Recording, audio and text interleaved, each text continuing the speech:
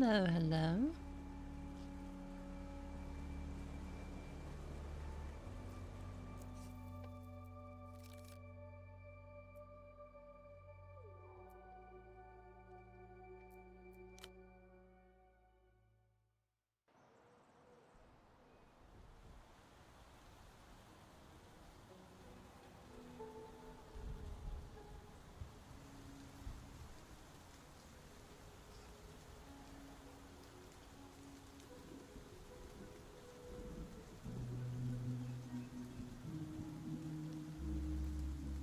All right, so obviously the game came out. Reviews are good, and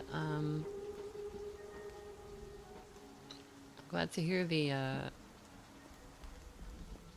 sort of furor has died down a little bit. There was like somebody was talking about a post that was like, am I a scab for playing Zero Parades? And it's like, no, a scab is somebody who crosses a picket line. Zom is a union shop. Like, that's not what scab is. And it's just so exhausting. And like at this point I'm almost comparing some of the reaction to like the way like Amazing Digital Circus fans have been treating the creator of that show, whose name escapes me.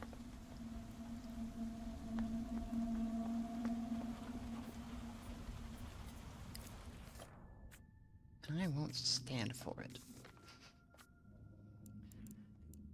Okay, so we have two ways into the jail. We can go in through the top and pretend to be a poet, or we can sneak in through the bottom.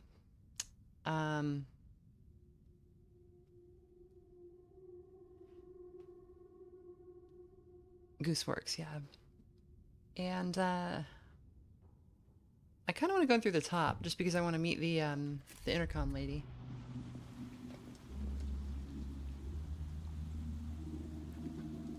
Can we get in this way? Does it have to be nighttime? You return to the animals. You lift the around you. Okay, yeah. Come back at night. You turn away from the... So if we come back here at night, we'll be able to get in with the Hello, an assortment of cargo crates. Machine print. Point of origin. These crates aren't smuggled at all. They're government sanctioned from the Lusian Cultural Ministry. I think we messed with these crates already. Step They were away. just full of cigarettes. We already took some. So what we want to do, I guess, is just go down to the prison. I don't think we're locked out of anything if we do, and if we are, oh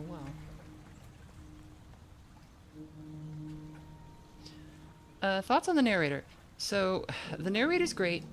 There's a thing, it is a pretty common thing you will hear people talking about, usually men, but women do it too, where they will complain fucking incessantly about women who do vocal fry, which is any woman who's not talking like a squeaky toy. And, you know, they claim, oh, it hurts my ears, it sounds manly, and it's like, just shut up. Just, like, I have no patience for people complaining about her. If she makes you feel uncomfortable, good.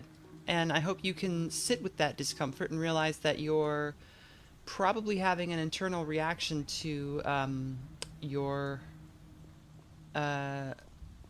to a set of gendered expectations you might not be aware of, that you might have, and nobody's immune to this, right? We're all boiling in the same water. So, you know, don't act like you're too good to be sexist sometimes. You're not. I'm not. That's just how it is. And I earnestly, like I want to get in your face about that, and I want you to think, like, maybe that is the case, maybe that is why that is, and just sit with it, and if you can teach yourself to do that, life gets a lot better. The intercom gleams in the daylight, fully exposed. Oh, sure, like, as opposed to Lenville Brown, obviously he did an incredible job. I think she's great, and I think she conveys some of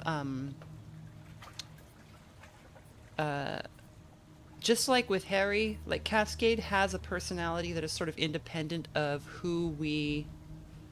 um, who we choose to play her as. Like she's someone we roleplay, but she's still someone who existed before we got here. And the narrator's voice does a good job of like teaching us what the inside of Cascade's head is like, I think. So I wouldn't want to, Lenville Brown is one of those acts you don't want to follow, but I have nothing to complain about. Sorry, I didn't mean to assume. I didn't mean to. What is this? This is Pendant Blade. I didn't mean to say that you in particular were doing this. I was speaking more to the general audience of people who had been kind of cruddy about the poor lady who did that voiceover. I know you were just asking. The indicator light flicks on again. But you can see my like my a lot of my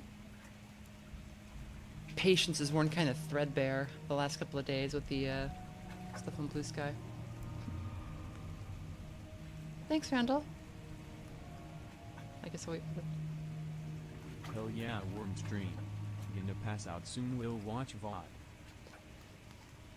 I always see them before they pop up on the thing. With a certain excitement you discern. Can I help you?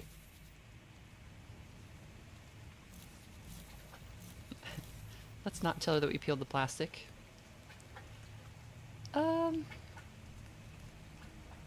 Yeah, so it looks like with cold read we can open the door. Let's do it.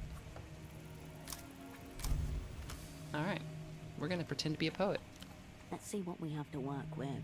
A tone, the foreign affectations, the unfamiliarity with technology, the undercurrent of homosexuality. Not to mention the lack of industry around the building. A general sense of not a lot going on. Scans artistic. Yep. This is some kind of cultural front. Try that. I'm looking to move into a creative field. I was told this would be a good place to start. You're a poet. Poetry. Good. Too officious for a reading group. So more likely. A poet, yes. Are you accepting submissions? The magazine is open for submissions, of course. Poetry magazine. Direct here. It might be better if you come in. I'll open the door. You're through. Now keep your seams together. Play the poet persona to the hill. Poetry's easy. Make it short, make it vague, speak in rhyme. Oh, actually, yeah, let's see if we can dress a little bit more poet-y. Pendant Blade says another issue is that it's a high bar to follow. Yeah, that's true, and I think anybody who's just kind of judging it on that is well within their rights.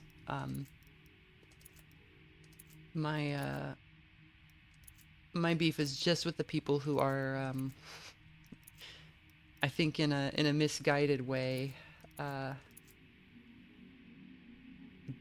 being cruel to one group of artists for boy, those just look bad on their own, don't they? Okay, here we go. We got something.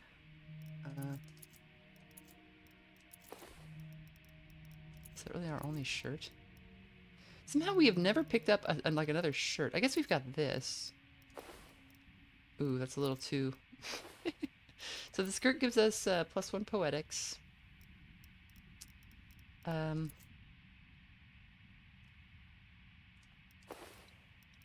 were these boots? Are these are the Limpidor boots? We do look a little odd. Trying to fine tune that.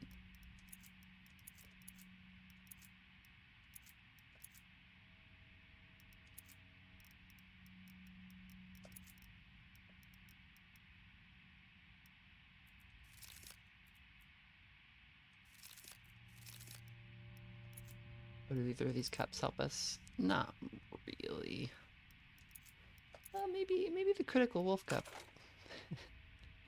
There we go. Gives us shadow play.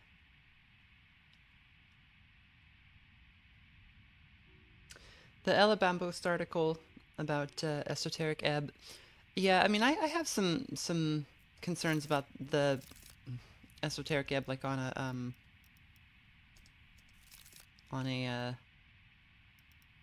like on the way it handles its feminism, but yeah, it's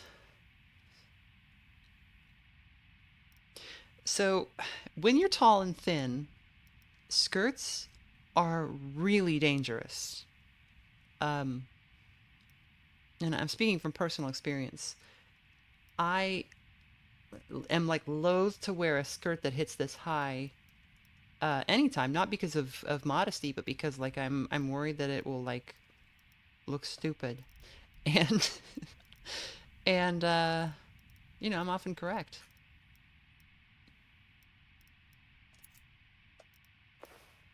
I guess we'll throw the coat on.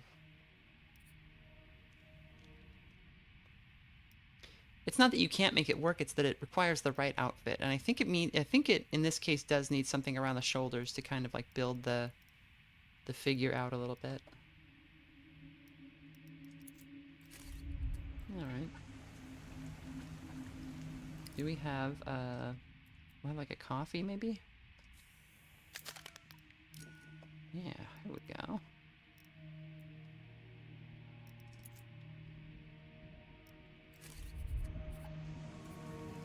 And do we have the thoughts that we want to have equipped? Oh, and we have a skill point.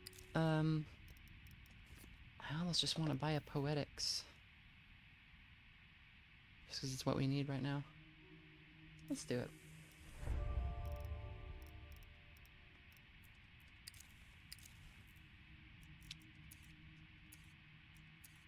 Sorry if my mind's a little bit all over the place. I'm pretty tired.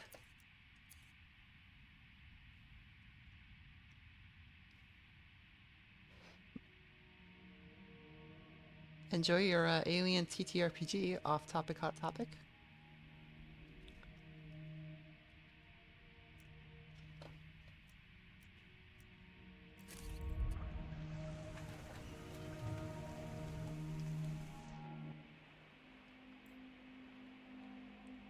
Okay, and let's recheck the crumpled poem.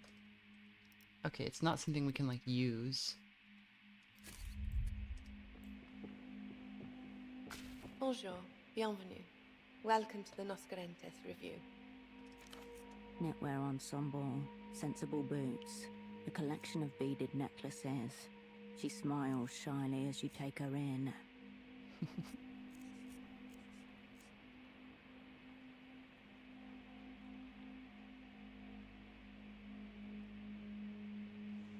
You're the woman who let me in. I am. Don't mind me. I'm just the sub-editor. A plucky literary aspirant, grinding away experience in the hallowed hall of art. Adorable. Don't sell yourself short. Editing's an important job. That's what the lead editor keeps telling me too. Thanks for the encouragement. So, how can I help you? Or do you just want to listen to my voice? She tries to flutter her eyelashes, flirtatious and clumsy.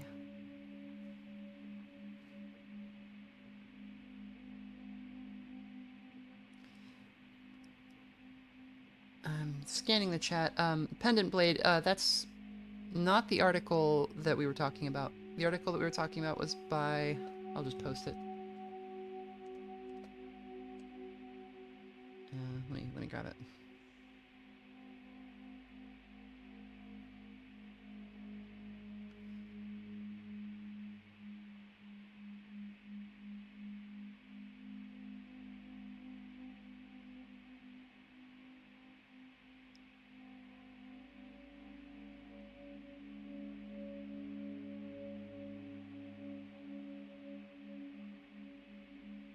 There you go. Hopefully that pasted. And cute.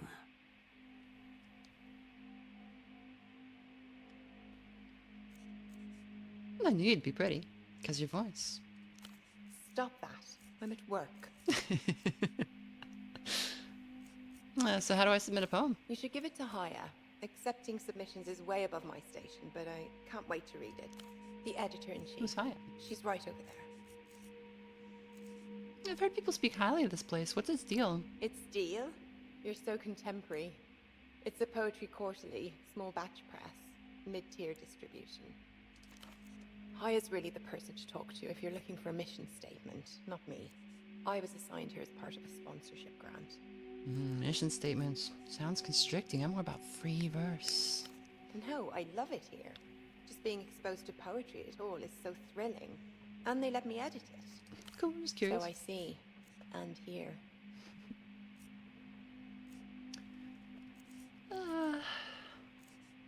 We don't need to hit her with 1,000 questions. I feel like we are maybe gonna... I'm worried if we just keep grilling her, we'll sort of push her luck. We can ask what it's like to be a sub-editor, though, I guess. Proofreading, mostly. Occasionally coffee brewing, cabinet filing, and floor sweeping. Quite a bit of floor sweeping. Do you ever do any of your own writing? I'm part of a placement program, getting young people situated with arts and cultural institutions. I'm very grateful.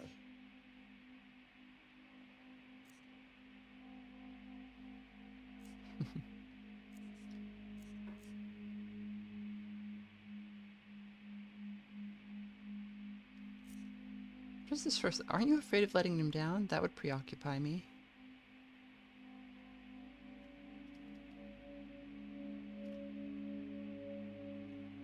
Oh, I see. Preoccupied, like that would bother me. Line, wait a few years, then seize the big chair. Smart. The magazine's sponsor saw that Haya and the review needed a helping hand. I am that hand, that's all. Uves, I just got through telling somebody else that I think that people who say that the narrator is grating are almost certainly falling back on a pretty unexamined sexist trope, or not trope,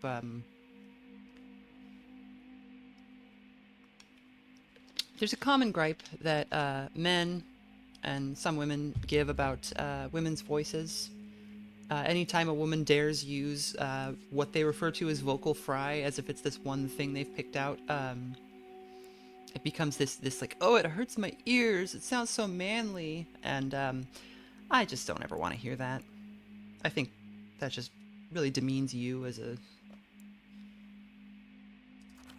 I'm just here to make sure everything runs smoothly. It's a serious issue, like... And it's something I've heard so many times that I'm just like, just, come on, guys.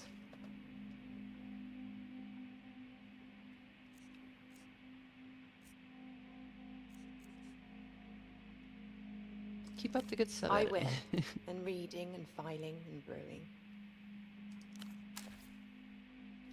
But I don't think it has to be the point that you were making, because I don't think people engage in these things consciously. They sort of pick up these kind of prejudices and repeat them. Okay, so we probably shouldn't go prodding around at things, but...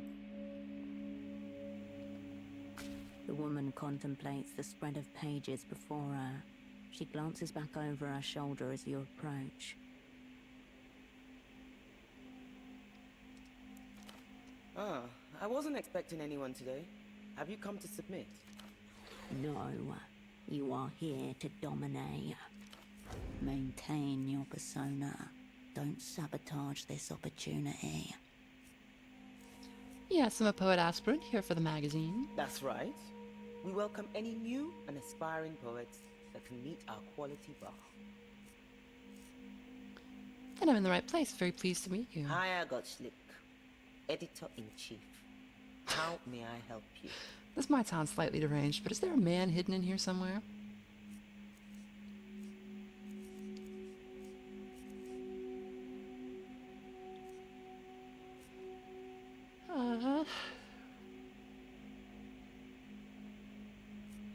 Who makes the cryptogram section? That'll be me. I'm a keen cryptographer. Sometimes, after a long session, I dream in code. How'd you get into it? It's not unnatural for one so dedicated to wordcraft. Cryptograms and poetry are, after all, alike in how they encrypt meaning in careful arrangements of letters. Perhaps all your work as an operant has just been preparing you for becoming the greatest poet that ever lived. Steady on. You'll need to prove yourself a competent spy before you can make that kind of transition.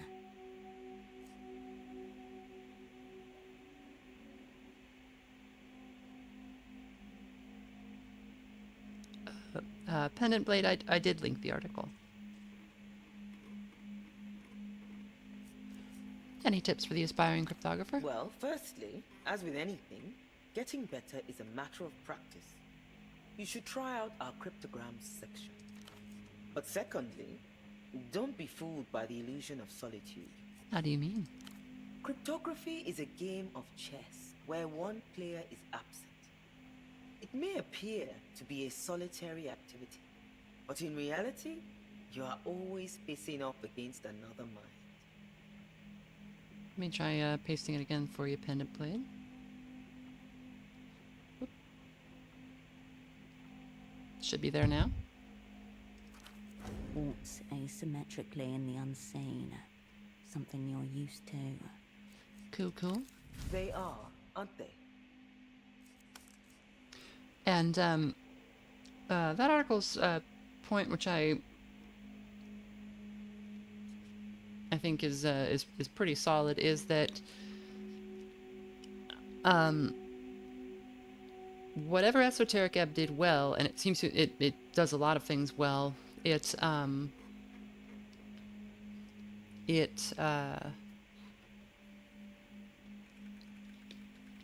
dips into some of the like thematic wells that Disco Elysium was talking about, but it doesn't seem to have that good of a reason for doing so.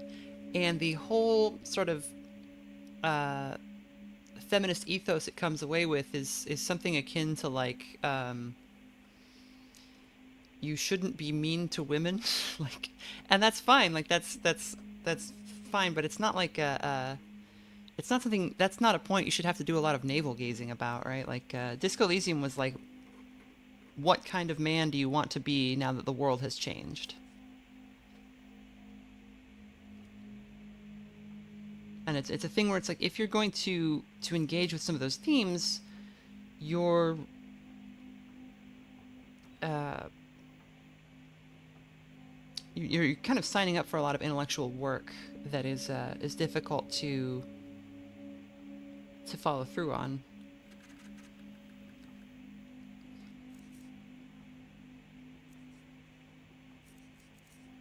So tell me about this review of yours. It's a journal of contemporary poetry.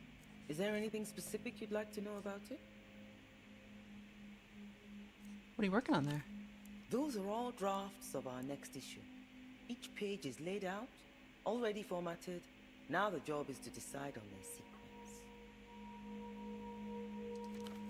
Finding order.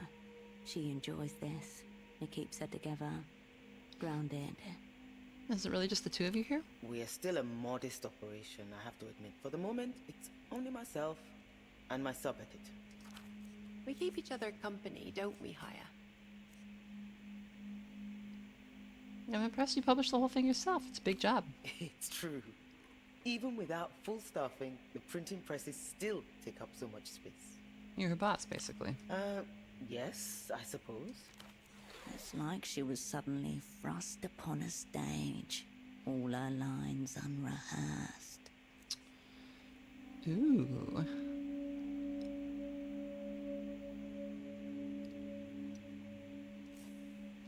So, these people, if they're in on what's happening, I doubt that the lady at the front is, but they'd be working for EMTERR, and so they would be, you know, they'd be liberals, so great artists forge within great hierarchies is,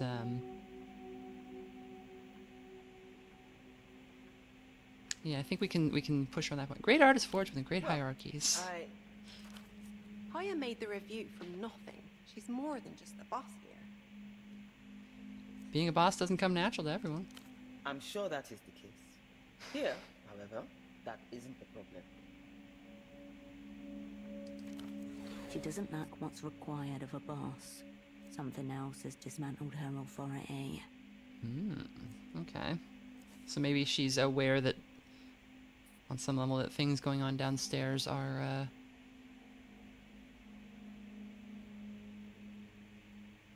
not business as usual.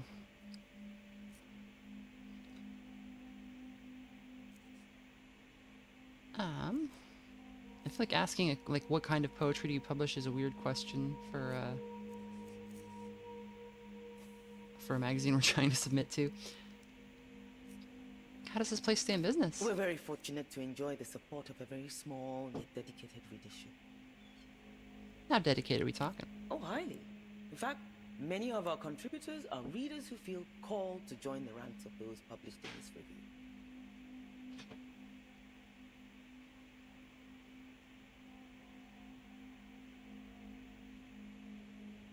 Sammy went to a weed disco.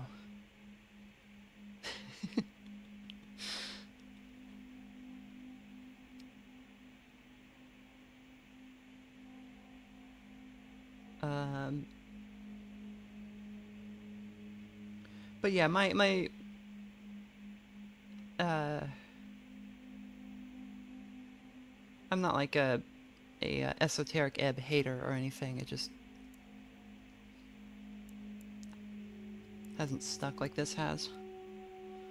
And the entire time people were making disco, people who were respected and looked up to for advice were saying that the future of CRPGs was Divinity's dynamic spell effects. Players don't want to read. Yeah, so the mistake that developers make, that publishers make, that players make, that journalists make, is this idea that gamers are this one blob of people who are all doing the same activity and want the same things. And that any subdivision of those gamers is a blob of people who want the same activity and are doing the same things. A ton of people who play CRPGs do want Divinity's dynamic spell effects, and they do want, you know, less reading, more combat. They do want really, really crunchy, you know, 1,000 different synergies interacting to get the most numbers.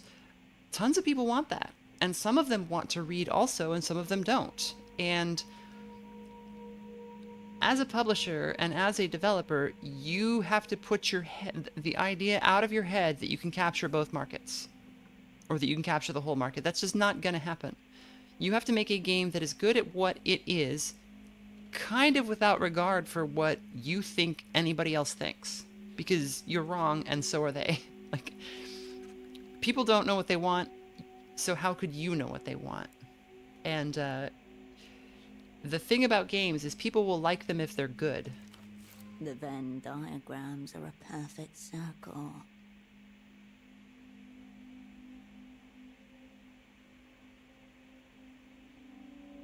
Yes, and that is how Disco Elysium was made. They just said, I think, you know, they took a chance that people would go for it, and they were right.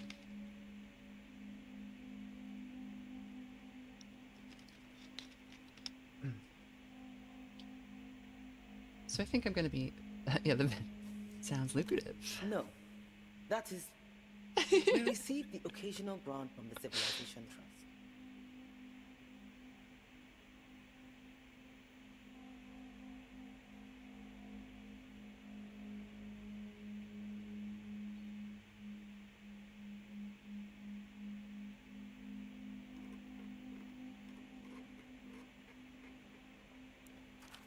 A shudder from your filing cabinet of memories. You've heard that before somewhere.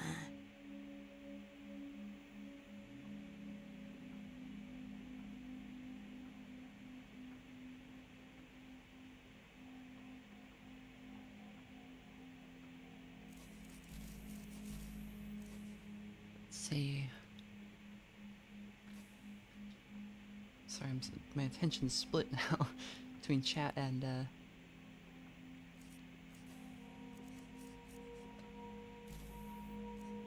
where have I heard of the Civilization Trust? It's a safe-ish bet.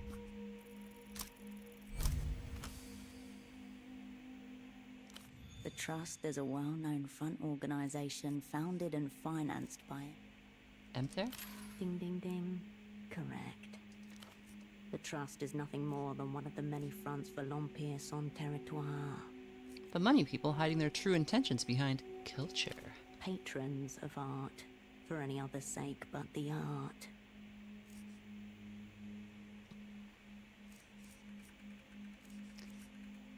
I don't know if we want to...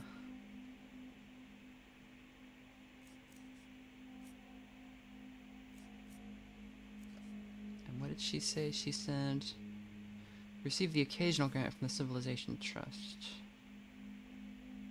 So what's the catch with the trust? Oh, there's no catch. They're just very attentive.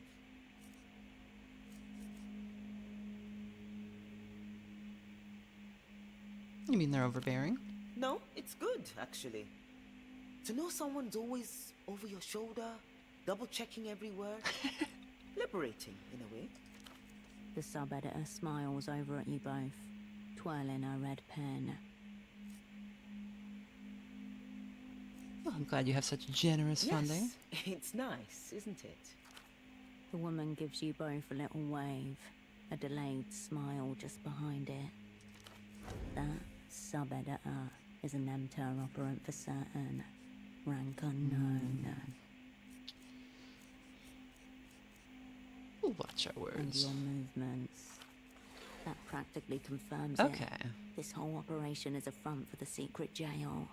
They must keep the prisoner somewhere behind that door at the back. So this lady's just trying to run a magazine, and EMTERR is like, hey, we've got the grant, and we're gonna place a young and upcoming writer, and she can be like your secretary, your sub-editor.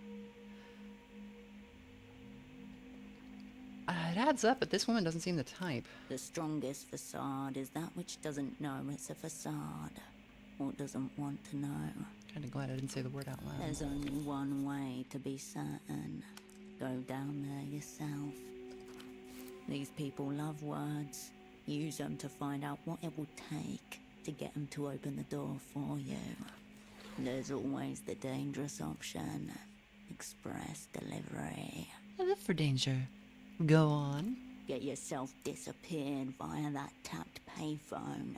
End up in the basement with the missing father. For something sneakier, you could try the route via the water lock you drained. Okay, so we could get ourselves kidnapped. We could also just try to get into the basement, because the gate is right there, but I don't know that we would be able to do that without displacing these women somehow. Yeah, Regulator's tissue, by the way. Brilliant. What did you make of our selection?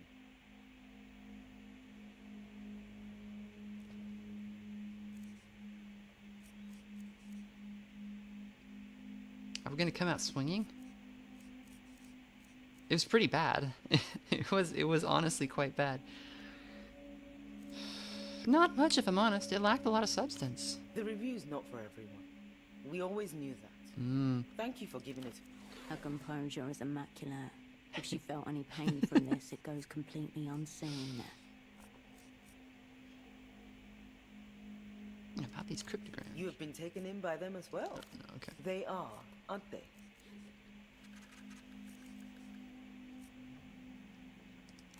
I imagine you do. Please, go ahead. Of course. Anytime. Okay, so we could submit our poem. So we have...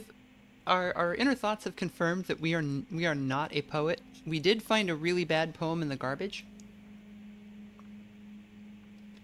It seemed like somebody was going to submit it, but then they like threw it in the trash out of shame. So, can I submit a poem? Well, naturally. She seems to wince in discomfort. How do I get my verses on your publication We wall? accept submissions by mail or in person. Verse poetry only, and standard formatting rules apply. 12-point font, double-spaced. Tell me about the review process. I read it first. If the work shows any promise, we'll work together on the edits to make sure it syncs. We have room for one more in our next issue. Alright, here's where it gets mental. We show her the poem we extracted from the Is bin. this some kind of a joke? Are you trying to test whether we really read our submissions? Well, we do, carefully. This poem was handed in by a sad and unkempt young woman not 3 days ago. Damn it. Wait, was it... A sad and unkempt young woman. I wonder who that was.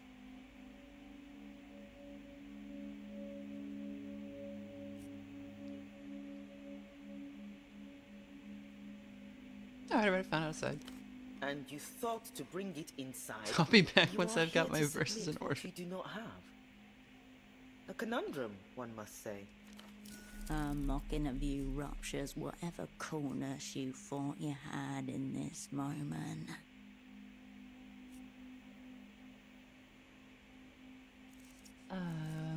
Is there anywhere I could write poetry in This here? is a publishing house, not a writing room. Besides, this kind of environment is not conducive to the kinds of inspired verses for which we hunger. Well, where can I unleash my creativity then?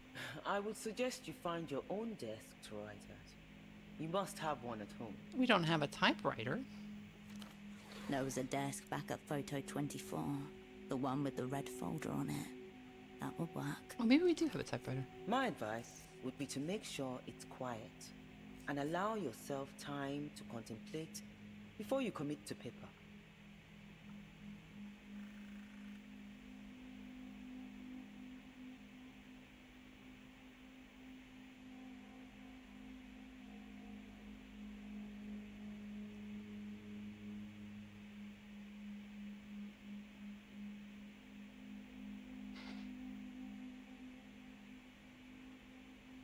A little bit of idiot doom spiral on the threads. Are you referring to RPG Codex? 'Cause that's pretty funny. And what makes a poem worthy of publication? Evidence of abundant poetic reserves. In particular, those that are unflinchingly extracted. Alright. The inner core of people. She wants them to rip out whatever makes them tick. What is the neck accessory that the editor is wearing called? Poetry is a natural resource. Nothing more, nothing less. Your work is to mine that resource at great personal cost, and ours is to refine it into the rarefied commodity that our readers demand. I would call this accessory a cravat. It might have another name. A cravat is like what 18th century guys wore. That was kind of like this. It's like a tie. Ascot, it might be. I think an ascot has to be knotted in the front, but maybe this counts. Yeah, I would say cravat. You make poetry sound very visceral. Oh, it is. Petrol fires blackening the sky over raised jungles. Mountains leveled under the ant labor of 1,000 slaves that lived and died to produce a single gleaming shard. It might be a jabot. Yeah, because a jabot is in historical costuming. A jabot is where it's just like a square like that. It's like what you would see like the Three Musketeers wearing. And usually it has the lace trim, but that's not required. And I think it's a cravat if it's like ruched and pinned in a specific way. So jabot might be more correct, yeah. And I think in modern parlance, though, it's probably a little bit looser. You have it in you, but you must be fearless in extracting it. I'll keep that in mind. Oh no, who's your favorite? That is impossible for me to answer. I don't have favorite poets, only favorite poems. Not a people person then. All right, favorite poems then. Go. If you're after some samples for inspiration, I recommend browsing our latest issue. Yeah. Till the fields of scripture roll through the briar, make dreams out of scars, verses from fire. Irrevocably beautiful. Smile. Isn't it? I took one of Legrace's stanzas and tweaked it to serve as motivation for those who aspire to our pages. It's in all of our issues under the submission guidelines. I like that we did not do well here.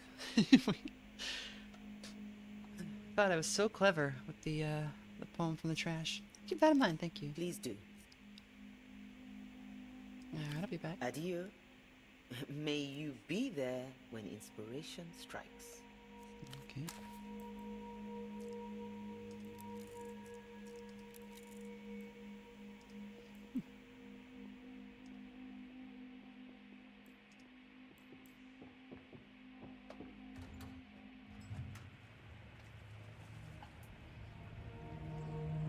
Well, I think it would still be easy if we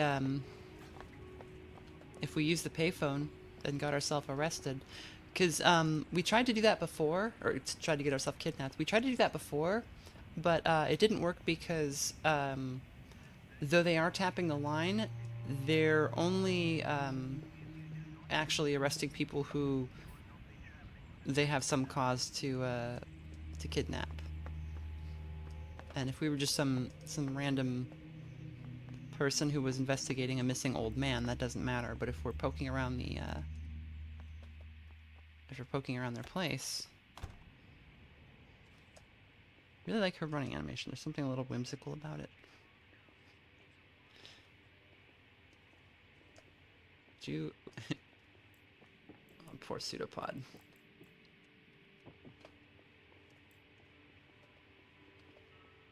I'll print. Narrative lead of this game studied poetry at Harvard, so this may be rather amusing. I've never been a poetry person. I really don't like contemporary poetry. I think it became popular in like the latter half of the 20th century to just abandon verse and go for like destructuralized poetry, and I just can't hang.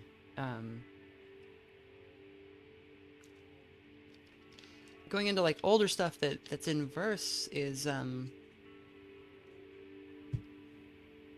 fine, but like I think the literary traditions of poetry are like much more alive in like rap than they are in like actual like literary poetry. I'll be here if you require anything. Like the sense of like wordplay and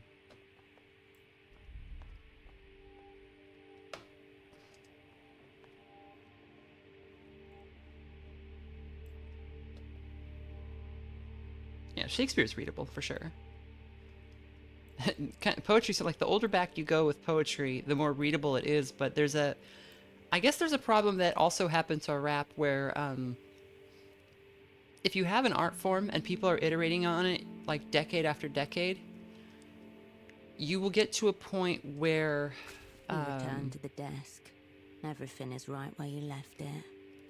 like how many Tupacs can you have before like all the good rap already got made, right? And so people have to keep, you know, searching for new structure and new format, and it I think maybe in like the 2010s when everything just slid into being like mumble rap and trap, I kind of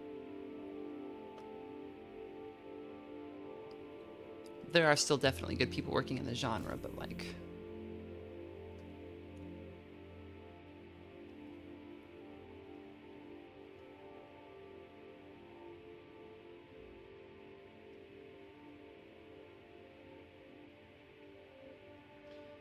no Joyce, no Bukowski, no Cohen. Yeah.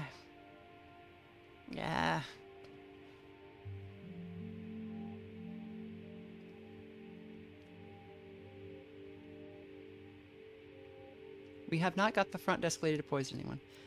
Can I write poetry A flat here? surface, a folder with some loose paper. There's even a pen that's been left behind. Yes, it seems suitable. The real question is, can you write poetry anywhere? Safe-ish bet. What do we got? Hey! You plunge deep into the mirror of your past. A gust of wind knifes through you. Operant Holocene turns to you while walking through a street shadowed by soaring tenements. Cascade, do you think you carry all your past lives with you? Or must the same life be broken and reassembled time after time? I told him to focus on the target. No need to get morbid. I often think a controlled suicide under a litany of psychoactive substances might be illuminated.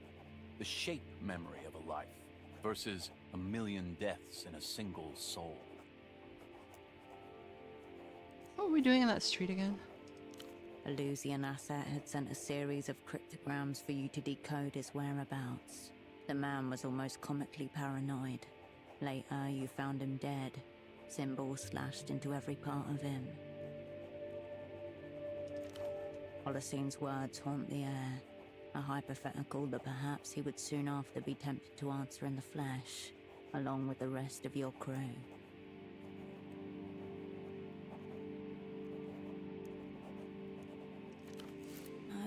No. This file was supposed to be destroyed. Don't bring it back. Holocene was half right. In reality, we were already dead. You're dimly aware of words being committed to paper, as more memories crash the windows of your mind. Do not, under any circumstances, start thinking. If you're writing, do not think. It will stop the words. The past unspools itself. You're merely its servant at the wrist. Hershel made a lot of people very sad. Well, like 6 people like died because she bailed on him. I'm not sure she would have. It didn't seem to me like she would have been able to save them, but she ran out on him and blames herself just the same. The terrible fate of all spies, Cascade. Powerless to change the prophecy, yet endlessly free to decipher its runes. Keep carving away. Much like death itself. A prophecy and its runes before a human race of spies. It is done. The page is filled. All that's left is the dull bruise of guilt and the loose memory blowing around you like a slow storm. That was awful. I think I'll try it again someday. Believe it or not, there are people who do this for free. You turn away from the desk. Can we read our poem? I keep looking at this die, the critical wolf cup that we're holding. It just fascinates me.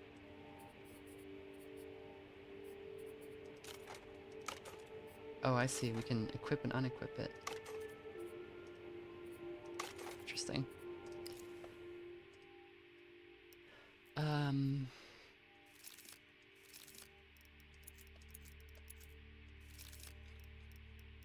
Let's see our new poem. The disgorged contents of your soul in poem format. Writing this one required considerable psychic violence to yourself.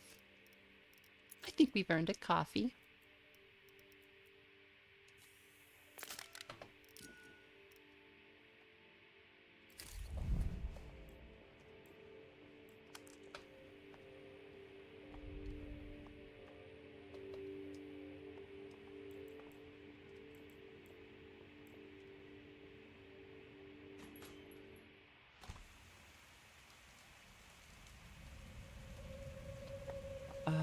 Is this evening now? Can we go check the garage door here?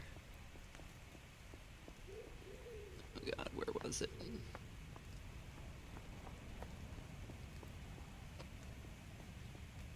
I think we went too far up and not far enough over.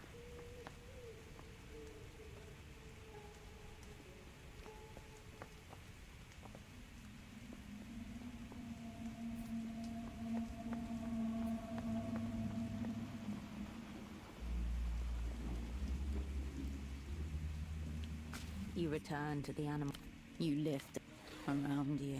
Okay, it's Come 2. back at night. You turn away from. Apparently 3 o'clock in the afternoon isn't night in some parts of the world.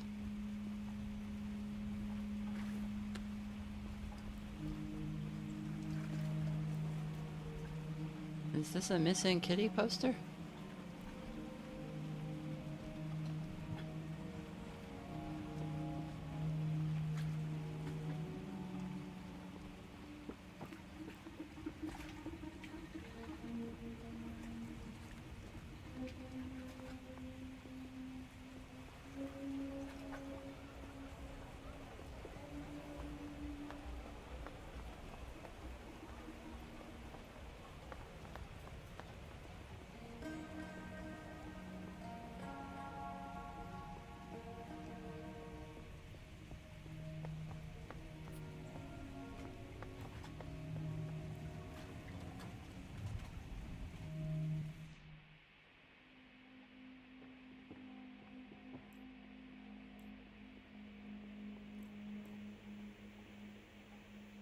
Ah, hello again. I'd like to submit a poem. Again? I admire the ironclad persistence. Translation. Please stop. I can't take this anymore. Hand her your highly personal poem. She takes your work and examines it, vocalizing each verse with increasing volume as she goes.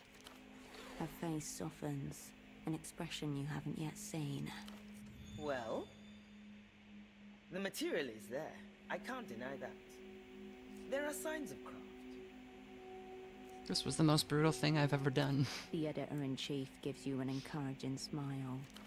Now, I will elevate your piece to the craft standards of the Nos Corrientes review.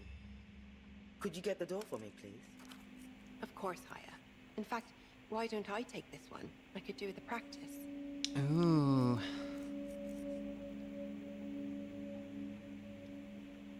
Well, if we're made, we're made. Let's go along with it. Oh, okay then. If you're both sure about this. I'll make sure I pay special attention to the syllable length and stress patterns, Haya. Thank you for all the wonderful content Why you don't produce. you Really enjoying this Head to my stream downstairs series. office and I'll be with you shortly.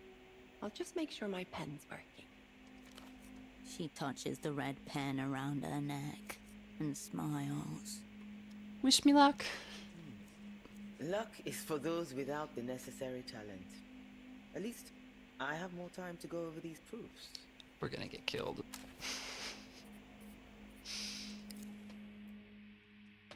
Alright, so I think we can change out of our pretend poet outfit. Coordination seems wise.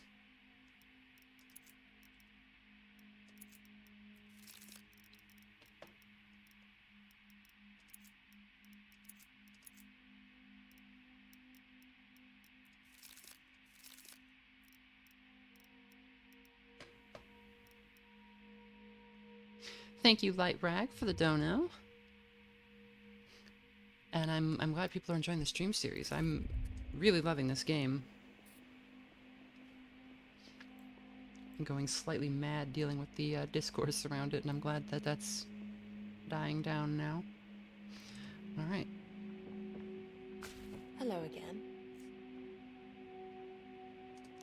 I will. Are we supposed to go through... I thought she wanted us to talk to her. Let's take a look. The sub-editor is familiar. I've only made it to day 2 afternoon. Interestingly, at least so far, there doesn't seem to be a, any sense of a time limit. Like in Disco, you get told right away, like you have like 10 days or a week or whatever to solve the case.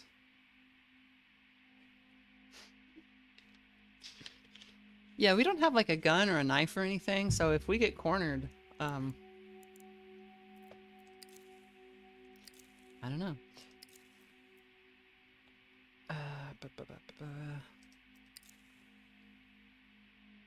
Okay, we have a skill point. I think it's a good idea now to spend that on an extra thought slot.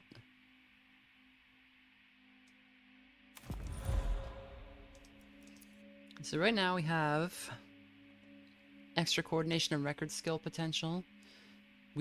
A violation would be getting shot. Let's see.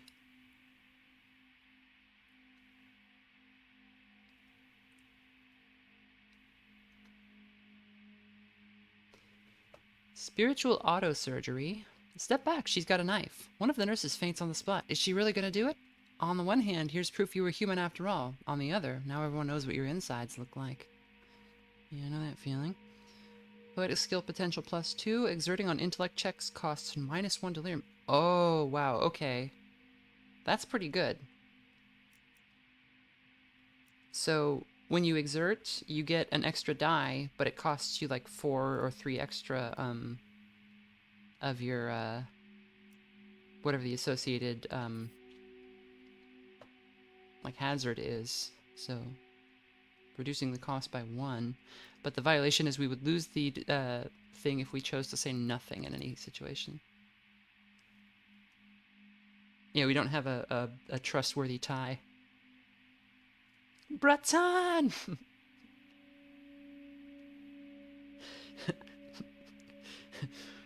You threw an improvised incendiary device.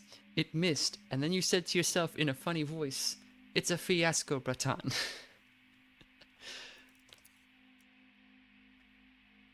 Okay, let's see here. Oh. Bonus pay for opera-approved tasks. We do need money. We could try that. Gain intellect disadvantage when working for anyone but the opera.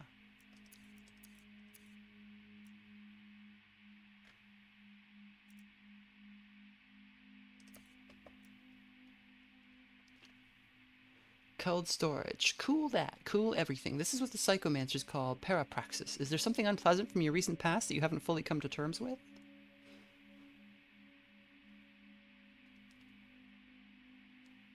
So we get extra... We get more EXP for choosing cool options. We get more potential for those skills, but we get extra delirium for those options too. I'm gonna say...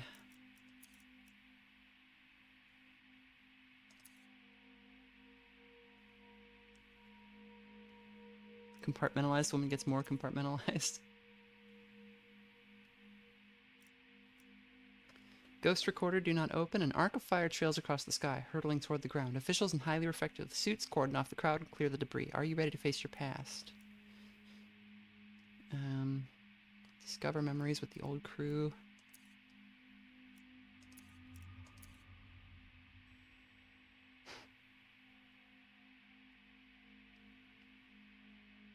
Fat pretzel member 1 month. Thank you. Let's go with...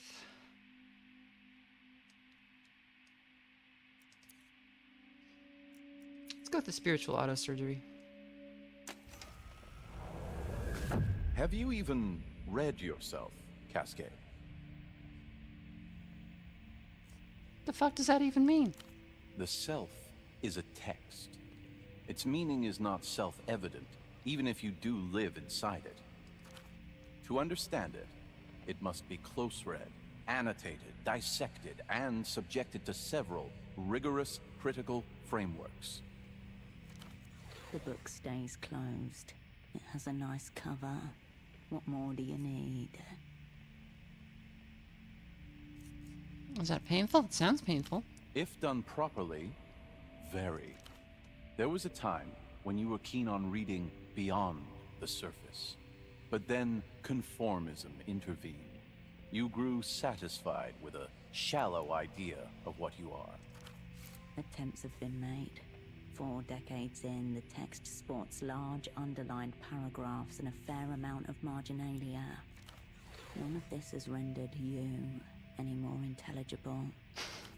Defector, spy, operant, miserable failure.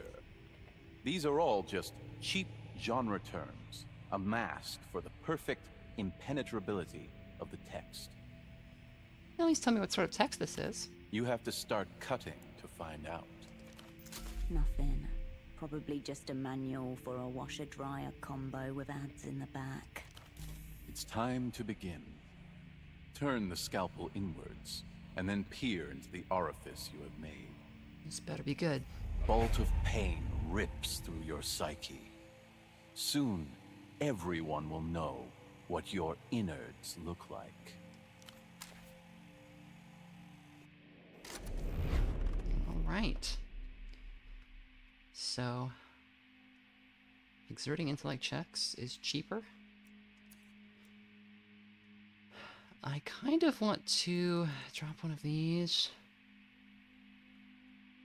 I picked this one up just so I could find out how we got shot, which it turned out we were just like a bystander at a protest. We were there to see a band. And but it was like a very politically charged event, and then some terrorists started shooting into the crowd, and we got hit.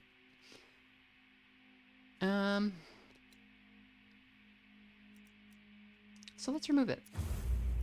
And instead, we'll go with career opportunities. The 10mm bullet in your chest upsets the metal detector at the labor assignment office. Consider this the objective correlative that makes what comes next feel predetermined. Meaning I never had a chance. Is it really such a leap to imagine they had it all worked out for us eons in advance? The bullet, the monotheist agent who fired it, all of them in on it. You're pulled aside by a heavy-set officer with a disconcerting grin. He guides you first to a small booth, then a separate room in the far back. This room is overlit, oppressive. On the desk, an electric kettle and 2 small television monitors stacked atop one another. The overweight talent scout behind the desk pours a cup of cold tea and offers it to you. The rakish sage said Breton being the one piece of Slavic slang that Harry picked up is cute. So when you're having that conversation with Measurehead and he's telling you where all of the races come from, it sounded like Grodd is like where white people came from, or the pink people came from in that world. And I was always trying to figure out like what the significance of all the different accents was, because if we're to believe Ancient Reptilian Brain, then Harry is like a low class like English accent.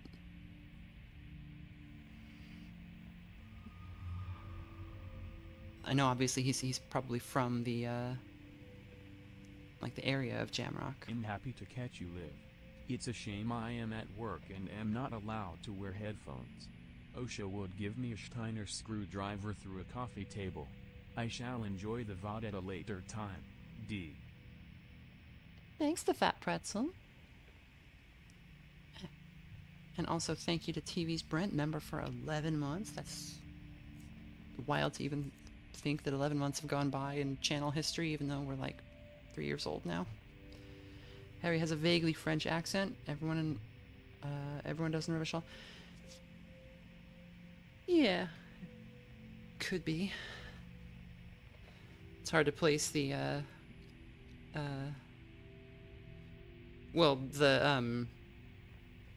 the voice that Mikey is doing for Ancient Reptilian Brain. I always just assume that's what Harry really sounds like. Maybe a little less exaggerated, but it could be that he sounds completely different. God sounded very much like a more messed up Balkans and its surrounds. Yeah, it could be. Kim is a good example. Yeah, he's also local. I didn't like his questions. Do you like to travel? Are you good with foreign languages? Can you memorize an arbitrary series of figures and perform complicated maths in your head? Do people trust you implicitly? Yes, no, yes, yes. A Mercian background makes you a natural for in-theater work across the developed world. 2 years of training and conditioning. By 86, you're tapping the phones of mid-tier economists and chloroforming guard dogs with a brilliant young operant from the Remembrancer's office. I suspect also the accents in Disco Elysium are not super...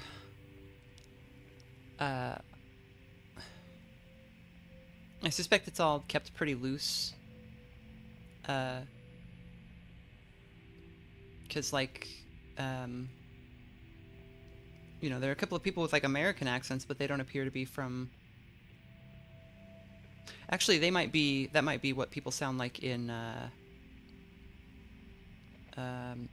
Oranje, surrounding areas, now that I think about it. Because I think that's where Idiot Doomspiral says he's from. Your controller orders you to assemble a new network in Portofiro. They knew I had something special.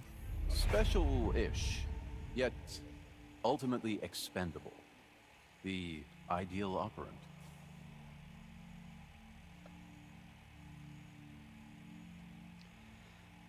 So,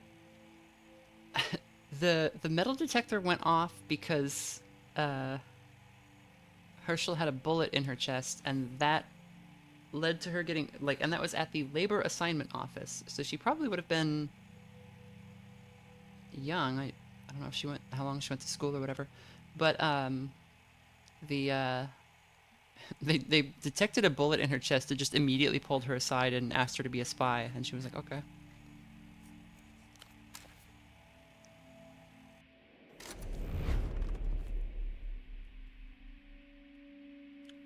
Oh, Idiot Doom Spiral is Mesk. That makes sense. Okay. Well, we have our 3 thoughts now.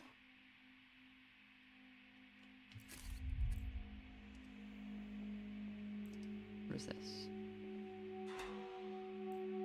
Okay, so we're going to her office. The door to the basement refuses to declare itself. Linens on the sofa. Someone's been working nights. Seeing these binders reminds me of your own red folder in photo 24. Hand stopped. No way to know how long you've been standing here. Through the cracked drawer, you can see the cabinet is mostly empty. Smoked glass lenses. Never show them your eyes. Oh, we got sunglasses. Yes. Titus was simply too manly to accept any hint of French.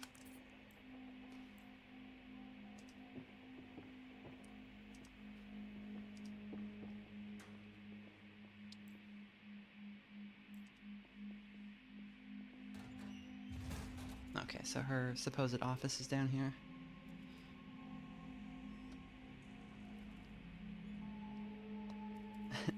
How is that word pronounced, Bruno? Is it Taola? I forget how it was. How was it? Endurance that was saying it. We got melatonin. One place for a filing cabinet. The metal drawer slides out nearly soundlessly, revealing rows of official-looking folders. Doesn't like Disco, my fuzzy memories of Disco, because I haven't played it in a little bit. Doesn't the Crabman also talk about Taola? Or he knows what it is?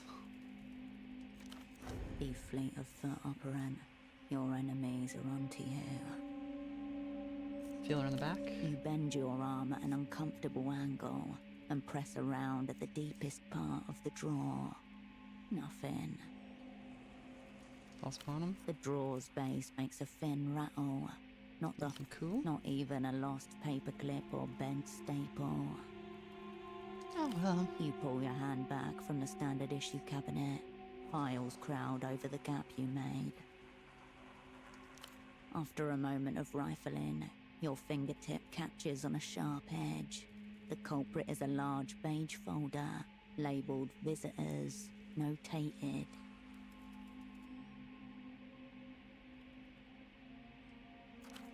What a footfall for a 2-person magazine office. We can interrogate the filing cabinet. Ooh. Let's not risk it. Visitors notated? Strangers in grainy black and white stare back at you. Under each photo, a terse itinerary. Visitor, date of arrival, date of departure. Each of them seems to have left the same way.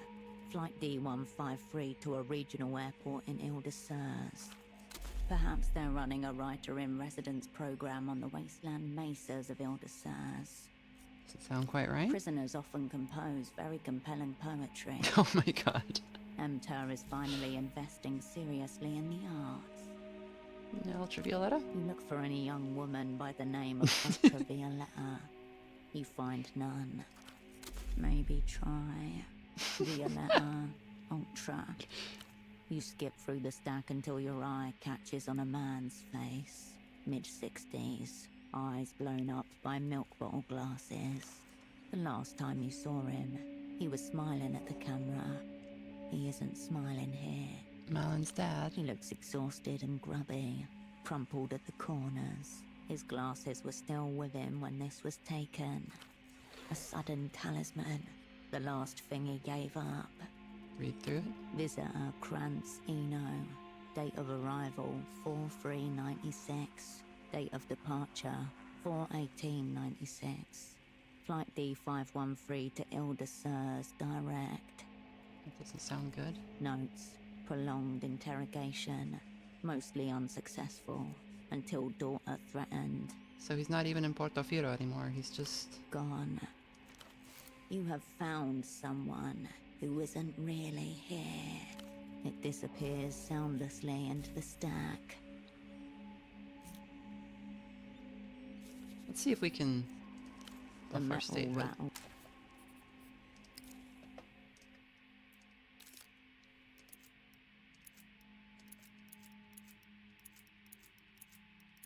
Okay, here's one.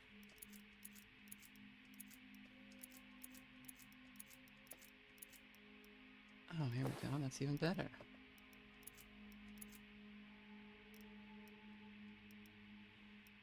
Is any of our stuff reducing statehood?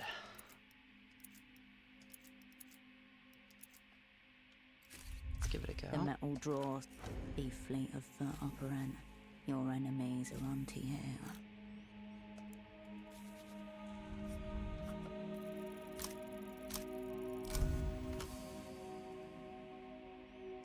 Enter Cascade, delver of secrets, dismantler of clerical assets. Start sifting. The files blur, then your fingers pause, your conscious mind catching up a split second behind.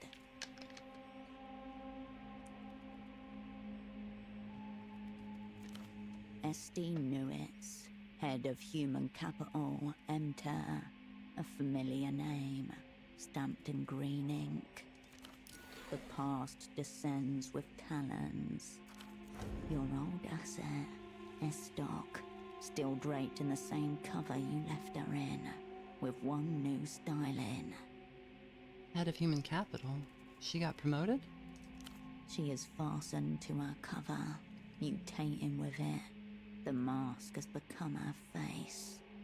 It's no good. But at what cost? To become the High Arbiter of human capital, you no doubt have to trade in some of your own.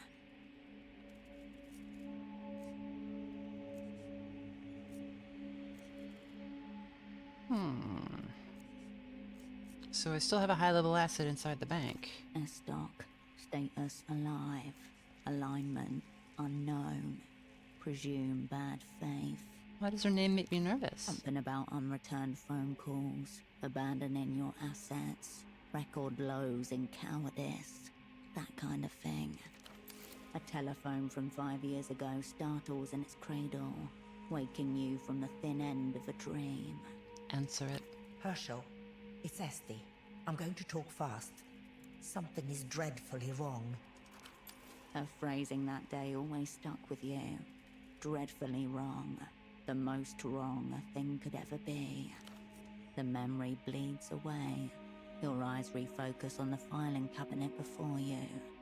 Anything else Esther An related? address listed in the housing campaign to the north of Party Alley. Hey, hey. No house number given. Existing in plain sight.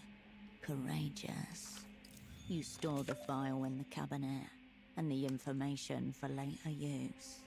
Your old asset Esty is the EMTERR head of human capital, still living under her old cover and address in the housing campaign. The metal rattles against itself as the drawer slides shut. Okay, let's... I don't want the other spy to see us wearing these stupid gloves. Gotta change back real fast.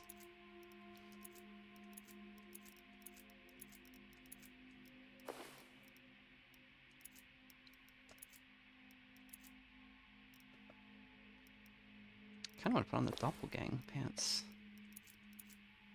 I was thinking coordination in case we gotta like punch her out, but maybe maybe that's not the issue.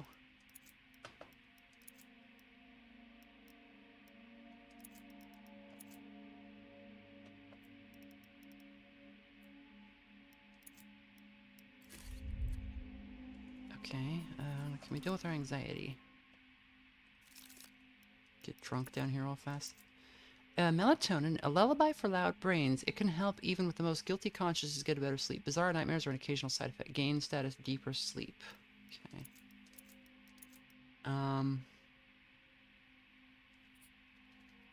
Gain status, calming chewing. I'm gonna try this. I think it might help lower our anxiety or something. Let's see what this does. Calming chewing. Lower anxiety when succeeding a skill check. Okay. That's what we need. The heavy steel door contains a single small window. Next to it, another brand new intercom like the one upstairs.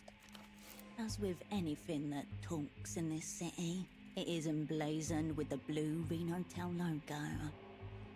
Peer through the window? Heavy condensation is obscured through layers of glass. Nothing can be seen here, in the domain of shadow and smudge. Thump the door. Your fist barely makes a sound on the thick, reinforced metal. Suddenly, so quiet that it's almost imaginary, a muffled pounding answers from the other side. He's here, the prisoner. A tingle runs down your back, the sensation of things coalescing. You hear a brief static crackle. It fades out to leave the ambient hum of another room. I almost clicked say nothing, but that would be a problem for us if we did that. You hold your ear to the box, living electricity buzzing along your ossicle bones. Somewhere in the amplified quasi-silence, there's a distant rustling, perhaps breathing. Stop rapping on my door. Don't you people ever tire?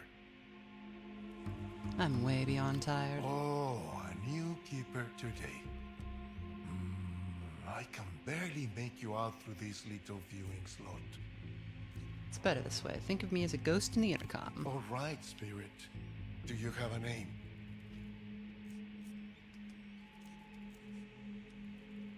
I kind of want to hit him with the spy name. That'd be cool.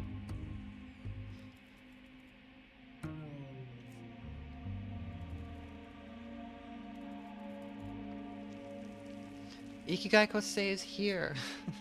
Star of the channel.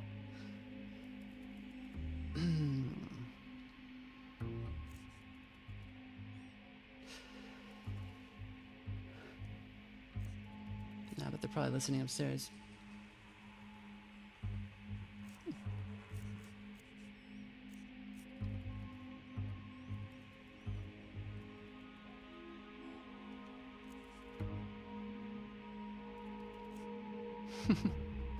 I'm doing well. I'm just agonizing over what is almost certainly an inconsequential choice.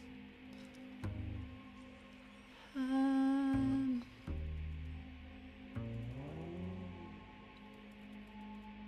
name's Hershel. Hershel. Very good. What should I call you? For a moment, you hear nothing but static. Even through the distorted connection, you can feel him weighing his next words. How about poor Dante? I think that's appropriate. The outline begins to ripple with colors, gestures, tones, the viscera of voice and name. I went through a lot of trouble to reach you. They turn off the lights here at night. No windows. Don't tell me about trouble. You must be Tempo del Sur's well-connected friend. The wretch from the Opera and Bureau. A knot of tension forms between your eyes. Once again, you're a step behind. A wave of static crashes over the line.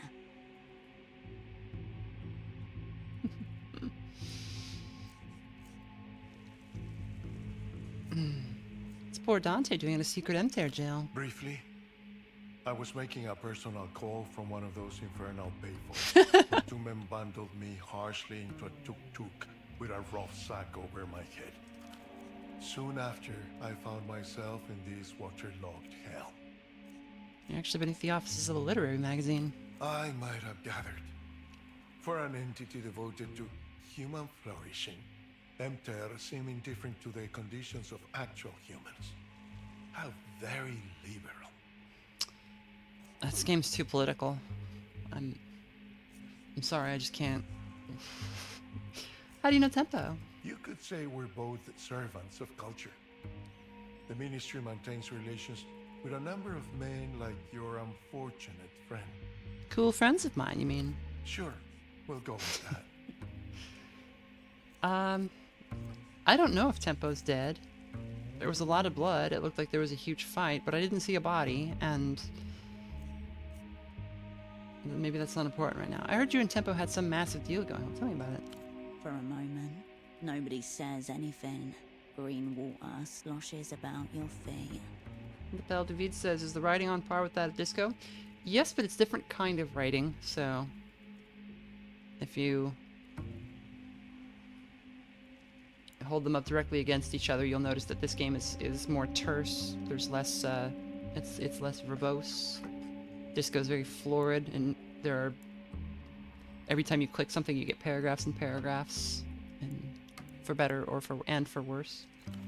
Tempo assured me the opera were enthusiastic about the terms, despite the risks involved. Are you telling me that was not the case? So, part of it's going to be down to personal preference. Here it is, the side deal. First of several, potentially.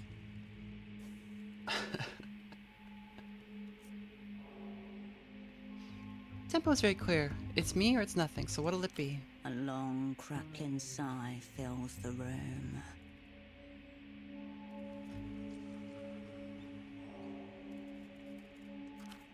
I procured for Tempo del Sur an extremely rare device.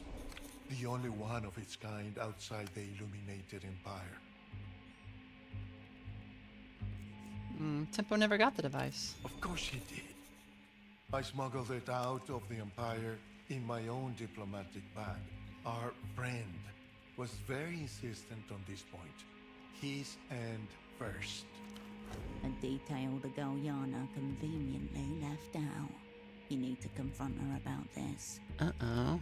But tell me, if Tempo is no more, what has become of this extremely rare device? I have no idea. Not that it's any concern of mine just now, but I would not leave such a thing unaccounted for.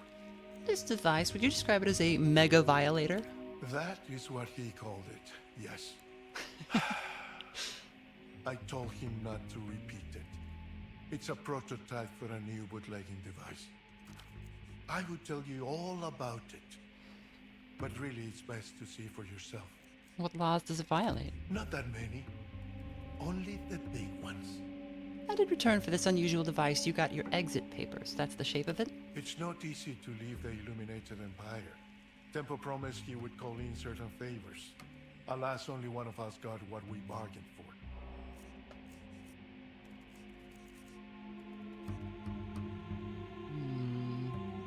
Why are you so keen to get out of La Luz? Please, my socks are so true. The buttons of my feet look like wrinkled tissue. I'd like to be out of here before my toes start to blacken. Let's not keep your masters waiting. Yeah, keep going. There's a ritual in motion, Hershel. One I suspect you've got an important part to play in. Soon there will... Wait! The phone line hisses and goes silent. Is this the sound of the trap springing? Look for a way There out. won't be one. You're in it for the duration. Then I shall wait. Dante? Apologies. I had to attend to a personal matter. I desperately want to know the answer to both of these questions. Ikigai Kosei says, what do I think about AI text-to-speech? It's fine for text-to-speech. I don't like the stuff when it's like,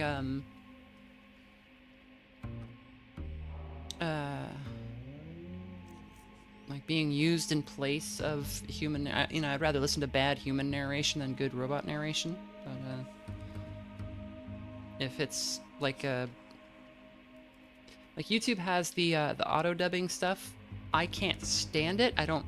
I think it sounds horrible, but I don't like that it tries to force it on all of my videos when I try to watch something in another language that I speak. But that seems like a useful thing for YouTube to be able to do. and it's not like they're gonna have like, it's not like a human worker would ever be able to dub everybody's video in 100 different languages.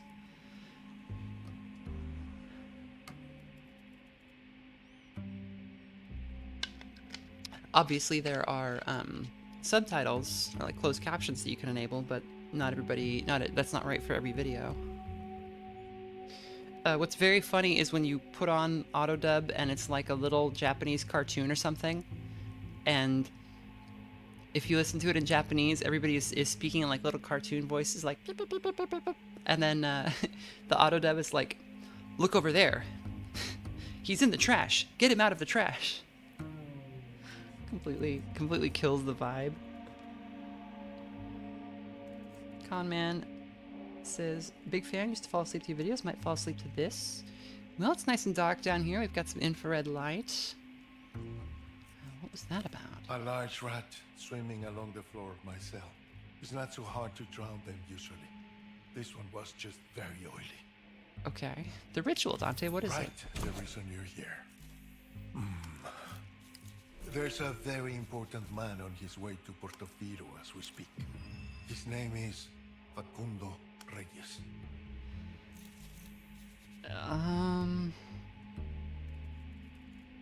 Let's see if we can do it. Ah, I knew I should have. The opera prefers epithets for its great enemies. Unfortunately, you can never keep them straight. He's the genocidal ogre? No, he's not. Don't worry, there are more where that came from. Oh, good. We get to see these. This is maybe one of those ones that's better to. God, the faceless star eater, the revisionist cacodemon, the vampire of social democracy. Cacodemon mentioned. All right, clicking. I think you're just making them up. I always appreciate it in a game when characters laugh at each other. Like, often the jokes, it's in TV too, you know, like often like jokes are presented as something for the audience and the characters don't ever laugh at them. That's one of my favorite things about Sopranos is the, like when somebody says something funny, everybody thinks so. Yeah, the faceless star eater. What? No. The vampire of social democracy. Wrong ideology, operant. I abhor social democrats. The 100-eye golem. No, that would be Tesoro Buendia, head of the Weeping Eye. Oh god. Let's spare ourselves further embarrassment. To me, Facundo is the minister of mass culture, but your party knows him as the Grand Leech of techno-fascism. Another piece of the outline begins to fill itself with color and detail. You have the coolest names. Cool is an alien concept of illusion mind, a bourgeois transvaluation of what used to be recognized as wretched and ignoble. But then I became wretched and ignoble myself. So perhaps I'm cool as well? What brings your Grand Lich to Portofiro? Secret treaties, matters of mass culture, all to be discussed with our mutual antagonists. Fun stuff. Leagues above your station, sadly. Hold on, why would EMTERR lock up their own negotiating partner? I asked the same question and received an electrical shock to the scrotum for my troubles. Now I don't ask questions. I just... You can practically hear the fetid water sloshing about his feet. Something to do with that missing pop star? Missing pop star? Who do you mean? Ultravioletta, isn't that her name? Ultravioletta. Missing. This is grave. Very grave. An incalculable blow for humanity. I gotta get, the song does go pretty hard. I've heard her stuff, it's alright. Her voice could stir the stagnant pond that is our world if it were permitted to. Alright, doesn't begin to describe her power. Just one question before you scurry back to your masters. Will it be you escorting me to the super block? Or should I... What might have begun as an inhale of breath transforms into a static roar that fills up the audioscape. The edges of your eyes begin to burn, pooling at the back of your mouth, an unpleasant taste, Petroleum. Cover your ears. The audio assault gradually dissipates, only to be immediately replaced by another invasive sound. Footsteps right above you, coming this way.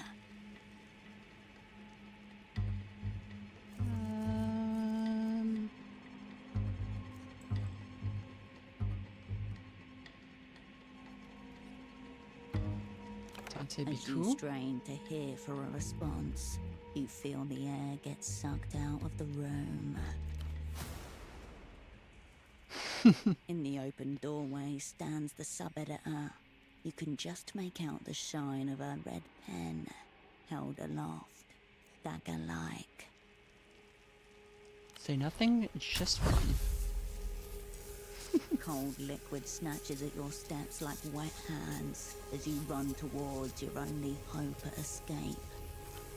A crackle on the water surface, then something seizes your ankles, then your whole body, as the world blackens. I wanted to hide, but I thought I'd have, I didn't want Dante to blow it.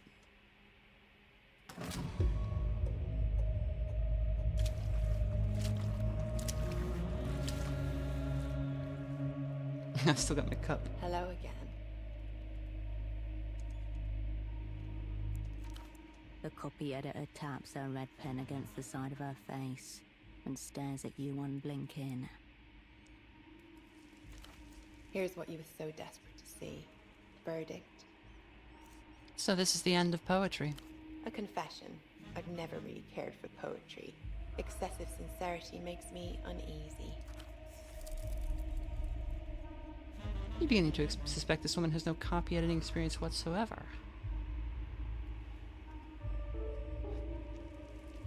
And, Bruno, that was not, like, super over the line or anything, but I do want to avoid, spoilers as much as possible, if that... Let me try something. Does this feel good? She runs her thumb over the pen, teasing its mechanical tip. Cold, crackling spikes of electricity run up and down your spine from focal points on your back. 10,000 needles across your skin. You're wearing epidermal electrodes, contact points for a remote electroshock device. Sick.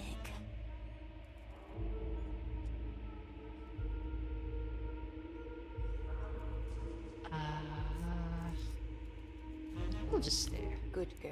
You look very tough. A click beneath her thumb and a jolt of pain tears through your skin, sharp and sudden.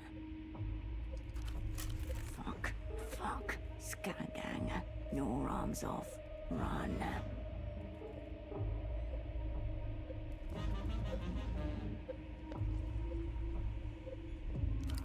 Still. Enough prelude then. Oh, Let's damn move it. straight I to the forgot. I am an interrogatrix for l'Empire sans territoire. Who are you? Summon a persona. Concede nothing. Validate less. Cascade can slip out behind the human-shaped facade. Say nothing, and she will know nothing.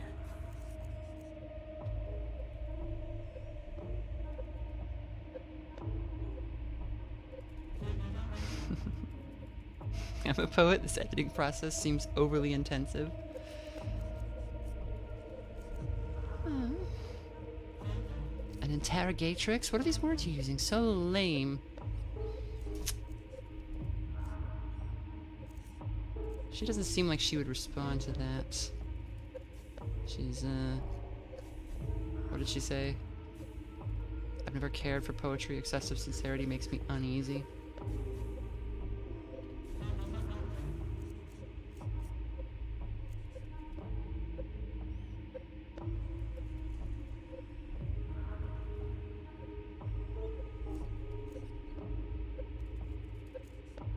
Let's go with nerve. Yeah, just say Don't nothing. put me to the test. Hold the line. She gets nothing. We're gonna do it. I'm going to assume your silence just means yes from now on, if that's okay with you. The silence plan is totally backfired. Clear this up quick.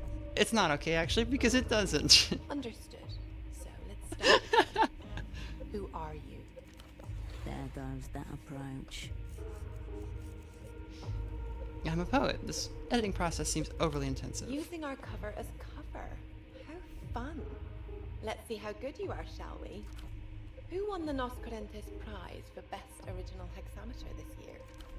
Trick question. Hasn't been decided yet. Hexameter? Some wizard, This probably. is not the time for puns, Malapinet. They make me quite irate. What is meant by the term ekphrasis? The description of a work of art as a literary device. A vivid description of a work of art embedded within a poem. Right. Can you believe they have a word for that? Is writing the thing not enough? Her smile changes, grows crueler. How does it make you feel when you read your poetry? Awesome. You're the best poet of all time. Makes me long You for the touch of a read it to woman. yourself aloud A every woman such as morning. yourself. Magnificent. I even wring out my waste paper to take shots of my own ink. No, that's not right at all. They all think they're terrible, and they're right.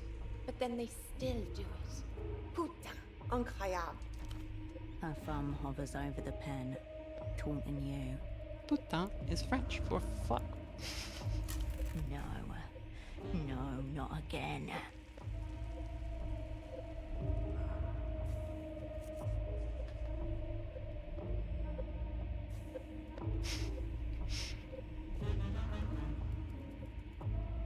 This is getting you off, isn't it? B2.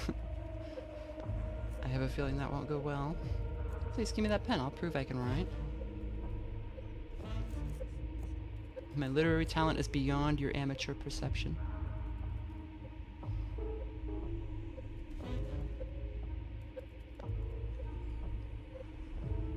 Oh, she's gonna call us Lapinette. I think we can fire back at her. Ouch. Click. Your body spasms, your joints strain. Microscopic sinews tear in your muscles. So, let me run my working theory by you. You're opera, right? Your right eye twitches. Thought so. I let you talk to our prisoner because I thought he might be chattier with you, and that you'd break more easily than him. The situation is dire. An advanced cognitive maneuver could turn her own weapon against her. Yes, switch maneuver. The old Remembrancer designation was Fellow Traveler. The contemporary one, Psycho Mirror.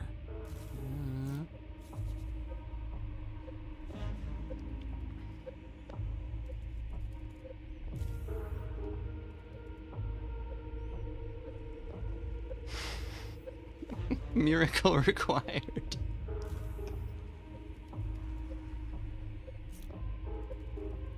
Well, that might do it.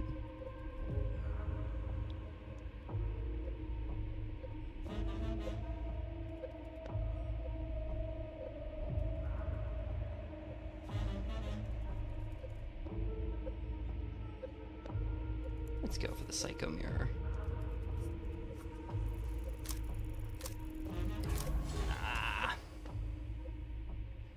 Ancient files hidden in the Remembrancer's division speak of a psychic technique, a bonding process used to share pain.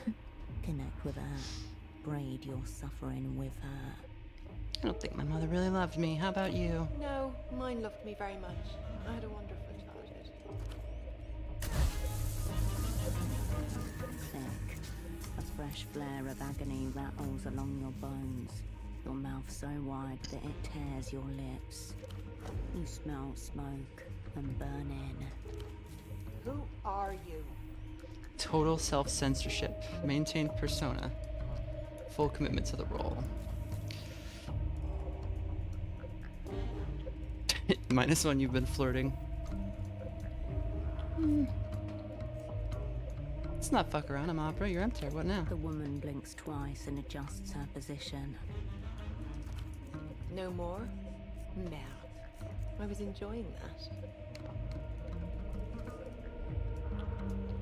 Gun, knife, pliers. Make it quick. Make it You furious. don't get very excited when you answer me like this. She stares at you, lips parted, eyes alight. her thumb roving gently over the pen. Ruminate says, narratively, are we supposed to be getting our ass kicked here in the skill checks? In real life, if you get tortured, you just fold immediately and nobody holds out ever. But the thing is, you can also just freely lie and there's no way to verify it in the moment, so... You hear the metal rattling in its case. You feel tiny sparks leaping over your skin. Almost familiar now. What is your name? Just tell her. Fuck it. Hershel. Do you have any affiliations outside the Operant Bureau? Strange question.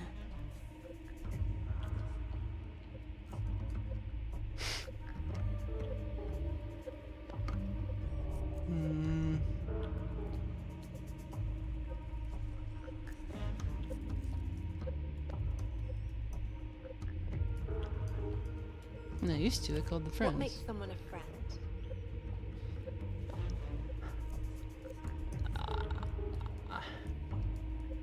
You can return to them and feel like nothing's changed. Are you currently on assignment in theater? Yes and no. Just no, really. Kill yourself before she does.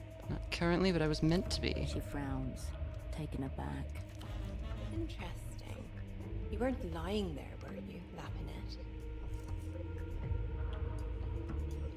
This feels like an invitation to get electrocuted again. I'm not on my own. That doesn't seem to be going very well for you. That face under your mask, is that your true face? I have no true face. It's pasted onto the back of the mask. Why did you peel the plastic off my intercom? Felt good. Psychopathic to leave it on in the first place. Oh my god. I had the option. It felt good. It felt good. Do you really believe the things you say? I'm barely ever listening to myself. Almost never. I'm playing a part. It did feel good. I got like a huge bonus from it.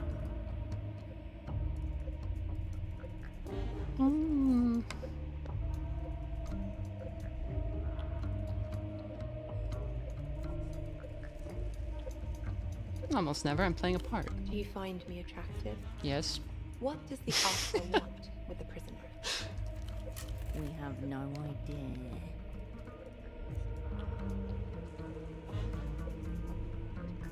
I think the fact that shadow play failed there. My old asset thought he'd be useful to us. Useful how? Be specific. I don't know. Probably something to do with these negotiations on Facundo Reyes. That was unimpressive, even for the opera. We got into the prison, but then the EMTERR spy that was working there managed to capture us, and she's been electrocuting Ma us. pauvre Lapinette. You didn't do a very good job there, did you? I've known you're an augmentoid all along, electric conductress.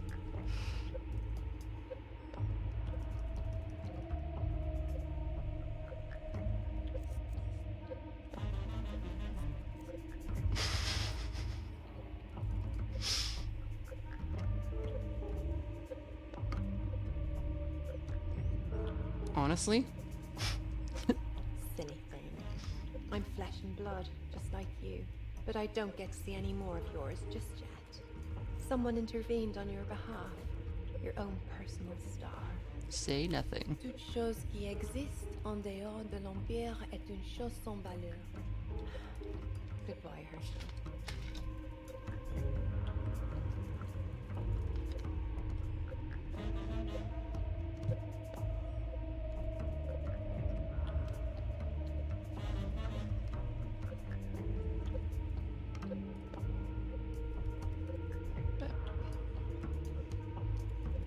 En dehors, I don't know that word. I need to look that up.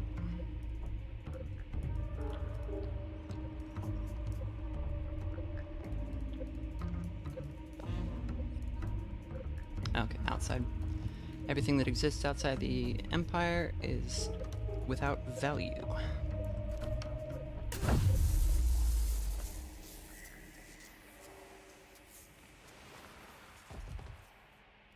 Click. The world drops you like an old toy.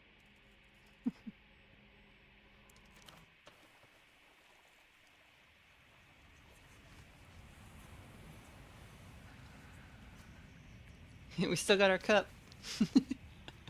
Critical Wolf was there with us the whole time. Oh, we survived without losing any skill points, which I feel like is a small victory.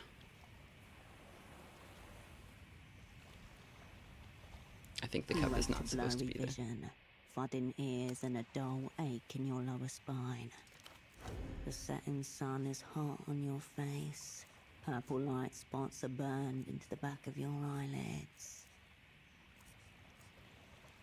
Ruminite says, I strangely feel like trolling your torture is the play, actually. So one thing she said was that she doesn't like excessive sincerity. The robot fetish is about the most sincere thing I could think of. So very funny that was an option. They put me on someone's couch. Pretty decent considering the torture. The couch doesn't belong to anyone. It is the couch of the city. As much a part of it as any building, any crossroads, any patch of slate grey sky. Someone is standing nearby, watching you. Link. Your eyes realign and find a young girl staring at you, chewing a lock of her own hair. Where'd you come from? Over there. How'd I end up here? I don't know. I just found you asleep. Look around. A derelict beach, a grey canal, and the Noscarentis Review building, less than 50 meters away up the hill beyond the waterlock. The city looms behind you like a titan. This is the Kisak quarter by way of the southeast roundabout. You didn't move at all. Someone else did it. Lifted you up and dumped you here. Where's your dad? He had to go grown-up fishing, is what he said. But he said I can take the tram home all by myself. He's drinking. It will be dark soon. Can you help me with something? I need to get this knot undone. The girl holds out a small hook tangled in fishing line. Bind in. No, not again. I could try. You take the hook and its plot of near-invisible wire. Double, lost in theatre. Status captured, interrogated. Loyalties non-existent. Conclusion, failure. Brackets inevitable. Your hands are trembling. A child is asking for your help. Focus. What are you trying to catch? Mantis shrimp. But they move pretty fast. Faster than you. Study the knots. It's a haphazard tangle of wire, formed on the universe's whim. Still, it conjures up an uncomfortable feeling in you. Your wrists burn, the skin chafed, your shoulders ache from the pull. Fiddle with the knot. You pick at the wire, your fingernails slipping off the fine thread. Here and there, you make progress, coming apart at the seams. I did what I could under extreme pressure. You broke. They didn't kill you. A chance to face it down again. Almost got it. Are you okay? Did something happen to you?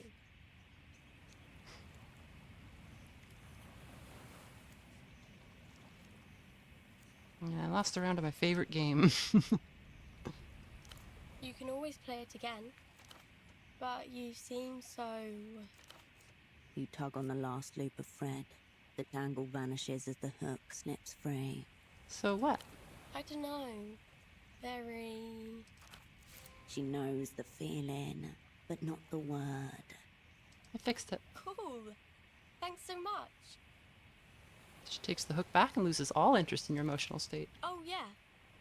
The man told me to give this to you. She holds out a plot of folded paper. Which man? The man with no heart. Oh.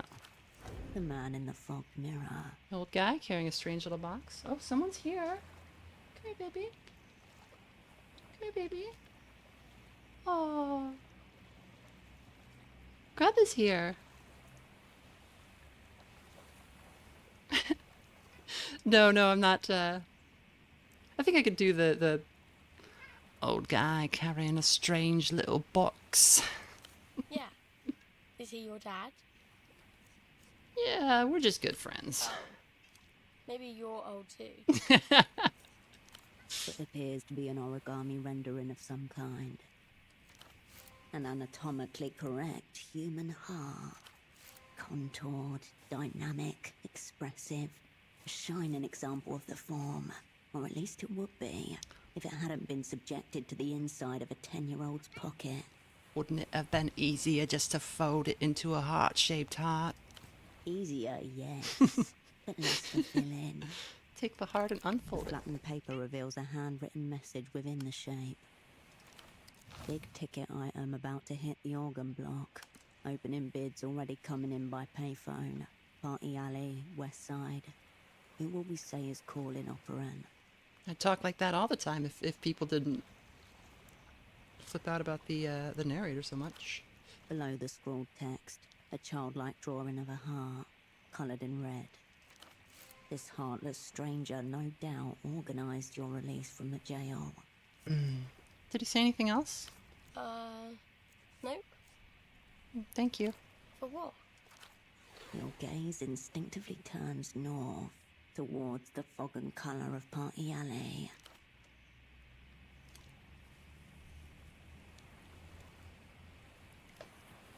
Thank you, Critical Wolf Cup.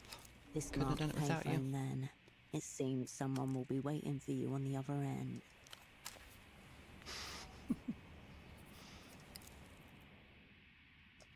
All right, where is our...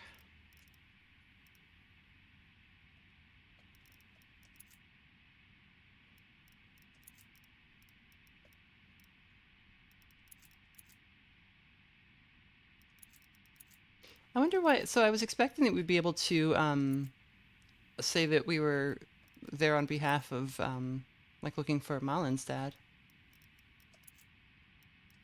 but that wasn't an option.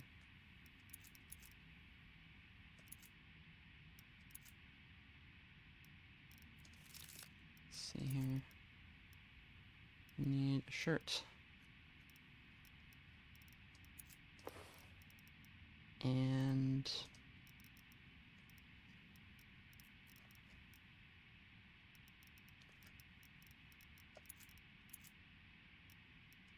yeah, let's go with these and shoes.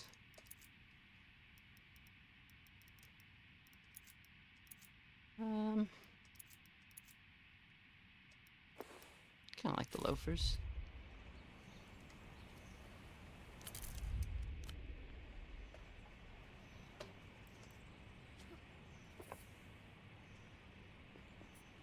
And I think we got a new thought, so let's look at that.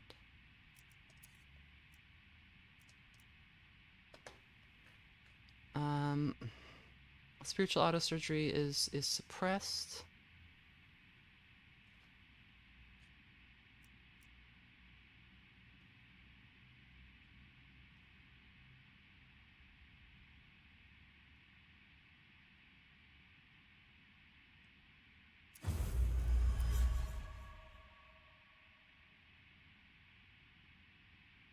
Okay, this one is kind of the same, but it's for anxiety instead of personalism. Let's check this out. Jar of Faces.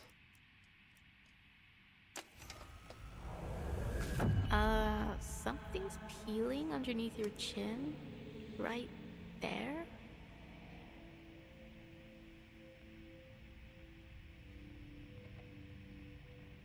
I don't think it's the same actress, but she reminds me of the original Clara from the first Pathologic. I was expecting another version of DE would give the option to sort clothing by skill instead of doing it manually. Yeah, I think that would be nice. It is kind of becomes a time-consuming process because you have to do it so often. I do like the new thought system where like violations will cause you to have to unequip your thoughts. It gives you more reason to like swap them out and look at ones you might, because in Disco it was easy to just kind of throw a bunch on and then forget about them. Whoa. The skin slides straight off like you're peeling the plastic from hamburger cheese. But now your muscles are all gross and exposed. Doesn't look nice, Hirsch. You need a new face. Lucky you have loads to choose from. all stacked up inside you, waiting to be worn. The clothing for stats swap before chat thing wasn't really designed gameplay, if that makes sense. It's very last moment. I can see it.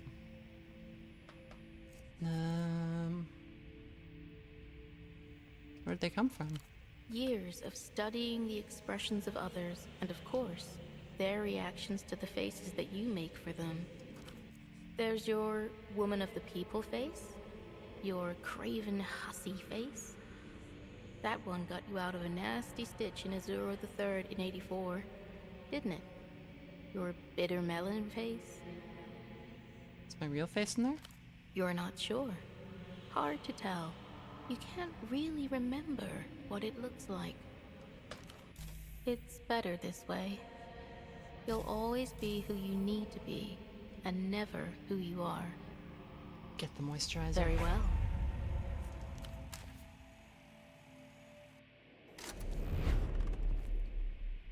Alright. We got a skill point. I feel like gray matter's been letting us down. But honestly, like, we've been kind of...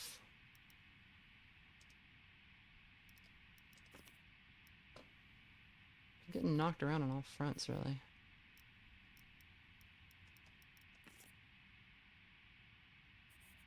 Any statehood? Go gray matter. Okay, and what is our concussion doing to us? Let's look at that again. That's -1 to coordination, gray matter, records, and sensors. Okay. So we have a concussion, and we're just wandering around with our wolf cup. And that means we want to...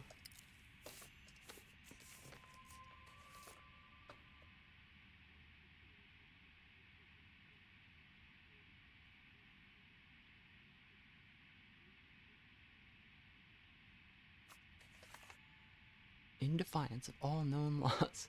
So we could talk to Yana. I have a pretty bad feeling about what might have happened.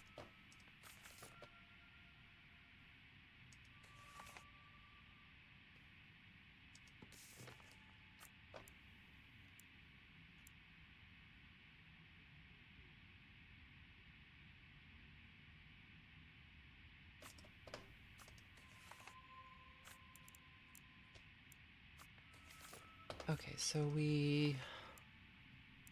A note directed you north to the payphone on the northwest side of Party Alley. So we could talk to Yana. She lives...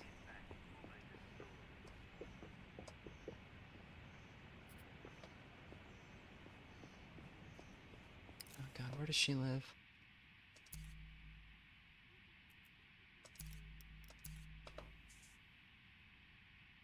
Tempo's office. She doesn't live at the docks, does she? Is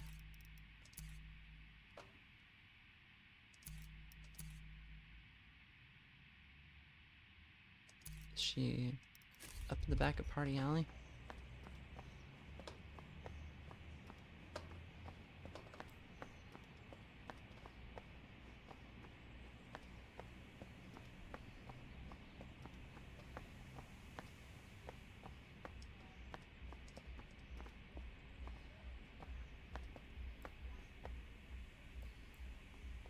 Found a thing. Cigarettes. I don't think we have any alcohol. Although that would be very helpful right now.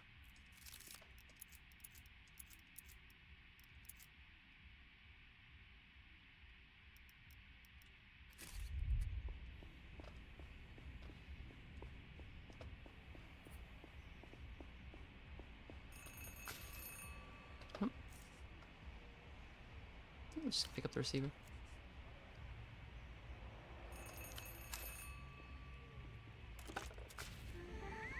There is no response. Just the sound of your own breath against cool plastic. Hello? Looks like you missed your tram. But at least you didn't get yourself zeroed out. So thank you for that.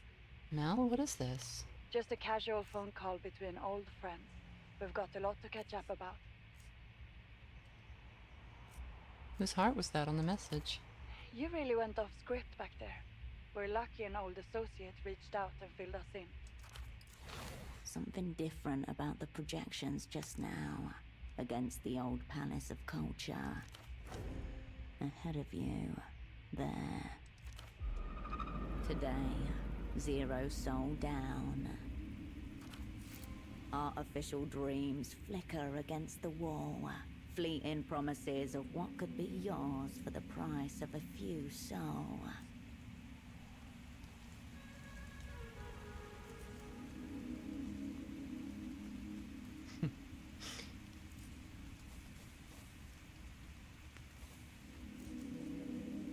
Yeah, I pulled it off. I told you I would. You did. You were right. You know, I've heard in the developed world they have semioticians who insert secret meta-messages into advertisements. Summer, get out of... Okay, get out of the city. Out. Messages that bypass the mind's conscious defenses entirely, going straight from your senses into your preconscious. Moss and Moss lichen and removal. removal. Your task etches itself in the folds of your subconscious. Uh-oh. 0 out. Shh, Oberyn. Not everything that can be said should. A bird passes across the beam of the projector, casting a lunatic shadow as it goes. Yeah, if that's the job, that's the job. You said we brought you back for a reason, and here you are. Already the outlines of the whole picture are beginning to shimmer. Your fingers tingle at the chance to fill them in. Assassinate a high-ranking foreign official. Return to the Oberyn Bureau's graces. This is the offer that's been extended to you. You've already given over to yourself. These words are simply gestures to be performed. Alright, Mel, let's roll the bones. Dice cupped in the Manuspati, ready to be flung across the board. Let's talk about what you need now. A plan, a tool, some friends. Friends, right, sure. You didn't think you were going to do this alone, did you?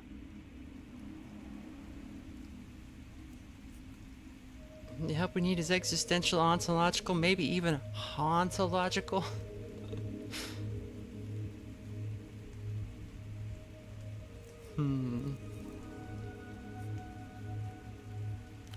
I was thinking someone to watch your back, carry your purse.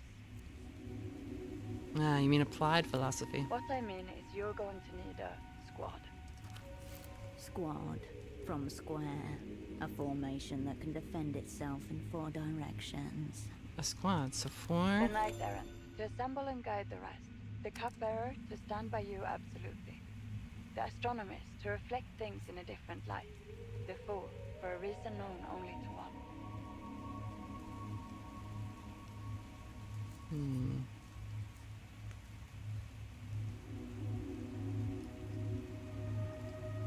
Este's working for the bank, for real this time. She's head of human capital for Portofiro. Really? You're certain of that? I came across her name on the bank documents recently. She's living in the housing campaign. Well, the Manuspati has given us a very interesting board state. Well done. Holocene might still be around. Oh, you're serious, aren't you? I was, but we could pretend I wasn't. Probably better that way. If you were to insist, he could take up his old role as your astronomist. But let's hope it doesn't come to that.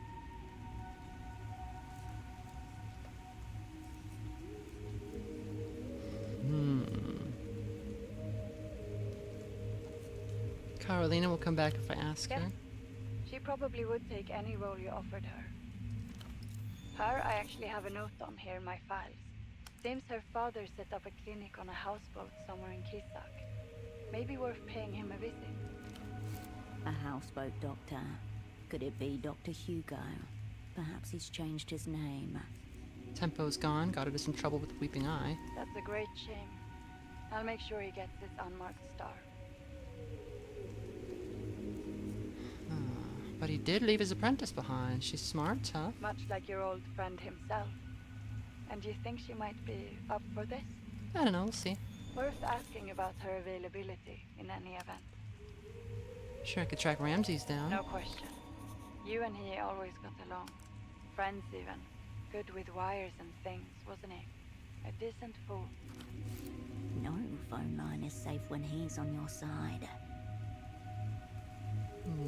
That's would be perfect Right, for your this cop job. friend, the Carabinero.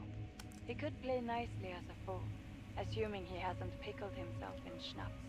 I'm not going to. Look at a bag owner for being an alcoholic. I don't think we can count on Esty for this one. For your squad, probably not. But you may end up playing an important role all the same. I'll be there for you as well. You can reach me from any payphone if you need help in theater. For anything extra sensitive, you can call me from the phone in your apartment. Tool, what do you have in mind? I was thinking something discreet, portable, quiet. Like a semi-automatic that fires ball bearings? A pistol with suppressor, either built in or attachable. How about a shotty for a hottie? No, your task doesn't call for a front sweeper. I'm afraid this hottie will have to go some shotty. JM says, fun fact, the Carabineros are the gendarmerie in Chile. Yeah. And definitely the stuff with the deposed ruler of this place, Nestor, is like, feels very much like Perón in Argentina. Sadly, we haven't got the time nor the connections to arrange a proper import. This one's going to have to be procure in theater. Ah, Metal Gear. Opera speak for your problem. What should I do? I think a quiet purchase is best. Less paperwork. How you arrange that is up to you. We got money. Go Eyes, the street hustler and man of many endeavors. He's your lead. I think I know where to look. Oh, excellent. As for a plan, You recently made a new acquaintance, did you not? An older foreign gentleman. Dante, the old prisoner. He seems like a highly knowledgeable individual. I'm sure he could help you find a suitable time and place for your purposes. sounds cool, but I think he's indisposed at the moment. Then you need to speak with someone who can dispose of him. The head of human capital. Esty, I mean. If there's a deal to be struck, your old friend will be the one to approve it. How wonderfully convenient. But we don't have anything to trade. Because you haven't yet built out your trading partner. We're talking about the linchpin of the developed world. They will deal. Maybe I'll get a loan, start my own business, buy now, pay later. Illusions of entrepreneurship. Very concerning. Also tangential. Talk to Esty. Find out what your new acquaintance is worth to them. Give them the moon if they ask for it. I like Mel. I like the this like indication of their shared history. We don't know exactly what it is, but You already know she keeps an apartment in the housing campaign. You need only find which one.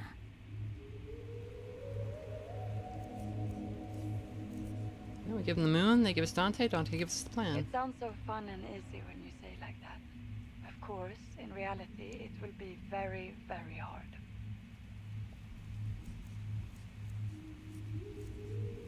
We got this. It's a pleasure to be working together again. Now get some rest. Don't fall for false advertising. Okay, we got a skill point. So, we can use another skill point here. Statehood or...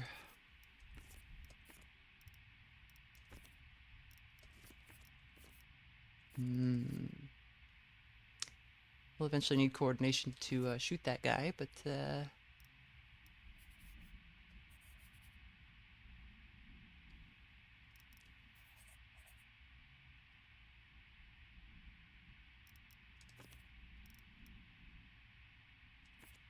be a little statehood just because it's yellow's like our main thing, I feel like, and we're not really. Me and my girlfriend are playing this together thanks to your video, and we both cheered with the pro tag as a lesbian, highly relatable, 10 out of 10. She also has a wolf cup. It's like a Mondo cup. Oh, here we go. This is where I wanted to be. We have a teenager to scold. I think for a lot of people, the temptation to... So far, I haven't felt the temptation to restart, to like reload anything, but I think for a lot of people, the temptation to reload the interrogation scene is gonna be tough. Stray spies still wandering around, looking for their forever home.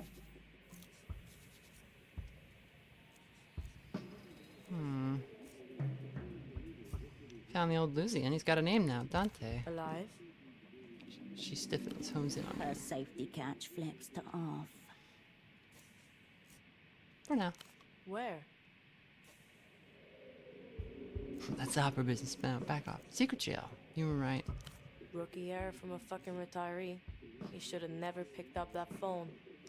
EMTERR got him. Know anything about him? So not the Weeping Eye. EMTERR. That one's the big bank, right? This unre-educated youth must be made to feel the full weight of terror behind those 6 letters. Also known as the linchpin of transnational capital. Got it. Anyway. The phantom vampire squid that straddles the so-called developed world and seizes the mill of history in its tentacles. Also known as our undying enemy. Fuck the bank. You should see what the bazaar brings in. Cold, hard solve. Not imaginary fucking numbers. Uve says Wolf Cup giving off Lil Jon vibes. We need like Hulk hands to get. We should get some Hulk hands to take out the Lucian guy for our assassination job. What's he giving them? Are we fucked?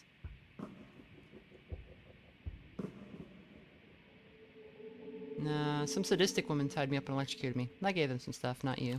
Fuck. Are you alright? Whisper against your hand. I sort of liked it.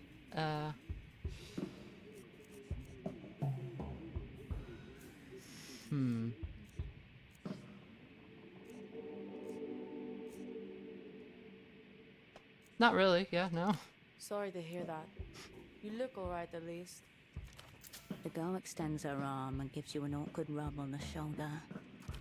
Thanks for coming through, Hershel. The way she says your name is stiff somehow. Like she's forcing herself to say it that way. Yana, who is this old Lucian guy? I honestly don't know. Tempo never said anything about him. Which was strange. Most of the time, he can't wait to tell you about his latest secret. This one? He was terrified from the jump. Half a city away, an old man hunches on a damp mattress and thinks of the odd stranger who went through so much effort to find him.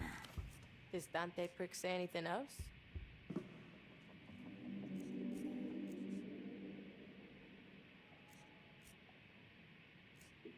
He wanted me to get him out of there.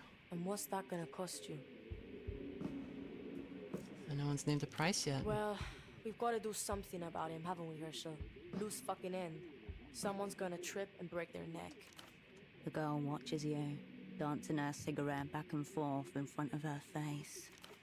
The device. Ask her about the device. Speak your piece.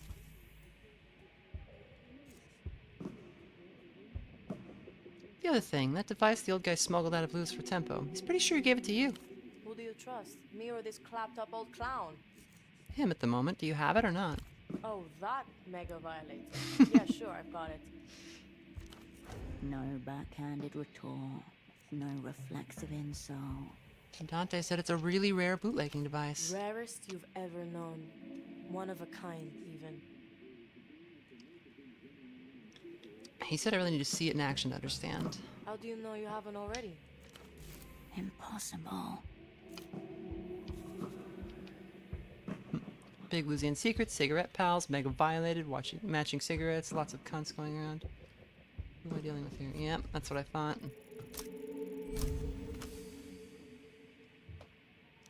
A memory passes through an older memory, and each calls the other a ghost. Both leave a little of themselves within the other. When'd you get so slow, Hersh? Tempo? Me. I'm right here. Always have been. It can't be, can it? Of course it can. Why not? Some shit about the laws of reality. Don't be a boring cunt. You never were before. You think Taxman, prized fucking asset, wouldn't hold up his end of the promise? I told him, Cascade or nothing. Person to person. He is there and not there. All your senses twitch at the eeriness, at the undeniability of it. 3 breaths fill the room, 2 in perfect sync. You're Tempo, aren't you? The girl stubs out her cigarette, steady yet forceful, suddenly engrossed in the act of crushing. How you been, Hersh? Smatched eyes find yours. I've missed you around.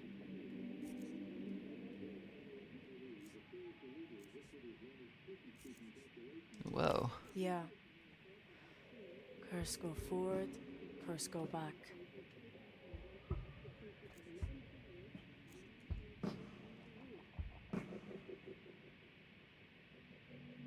Tempo, brother, you've lost weight and gained hair. Is that all you've got to say?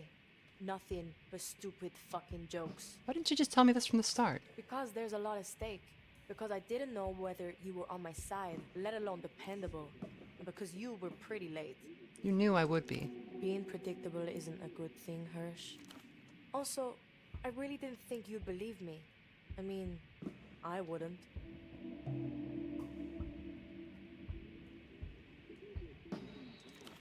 And yeah, doesn't it chime a distant chord? The Lusian political elite being strange copies of themselves. So the device must be how the Lusian ministers imprint themselves on each other. Yeah, the pricks in power fire it up whenever they need a new politicant. All from one guy bootlegging himself over and over for like 300 years. According to Tempo, anyway. But when we covered intra-Luthean relations in history class, they didn't say shit about it. A theory often dismissed as rumor, but taken more seriously on the top levels of the Operant Bureau. The Lusian political ministry are all identical psychic graphs of the same ancient philosopher. Just what on earth has Tempo encircled you in here? Why did Tempo want a copy of himself? Because Tempo was scared of everything. He wanted the backup. He thought they were gonna kill him. Keen prediction. There's that they again. The oft-invoked nemesis of you.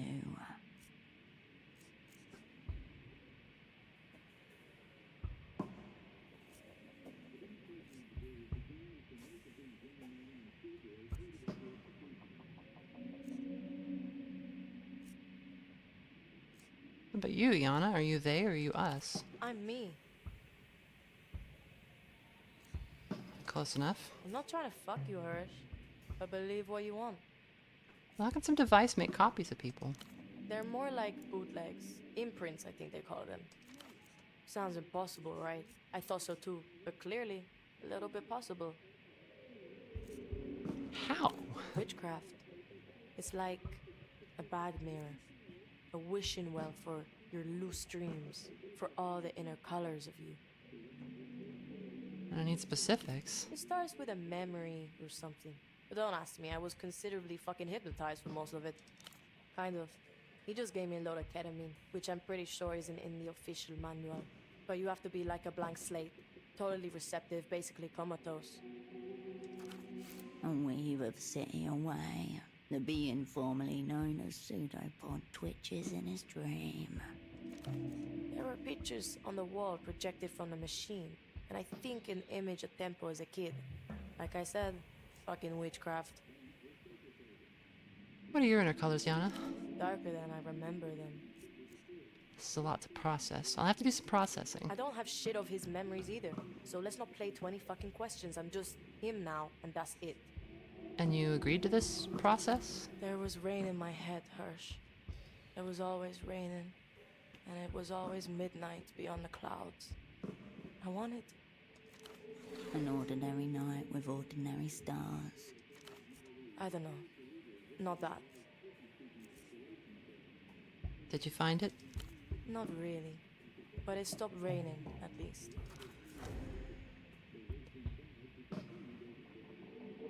Can you go back to just being you if you want? And why would I want that?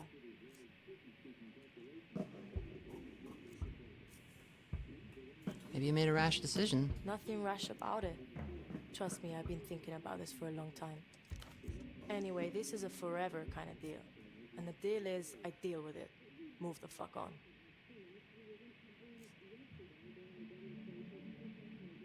What's it feel like now? It feels like I can't quite remember myself. Like I'm watching myself through dream glass. All smudged and smeared. Like a day-old phone number written on the back of a young hand. Keep going. I really need to know how this I works. watched a lot of TV as a kid. Whenever there was a bad storm, the blocking antennas would get fucked and we see pieces of Luthien TV breaking through. All weird and wavy.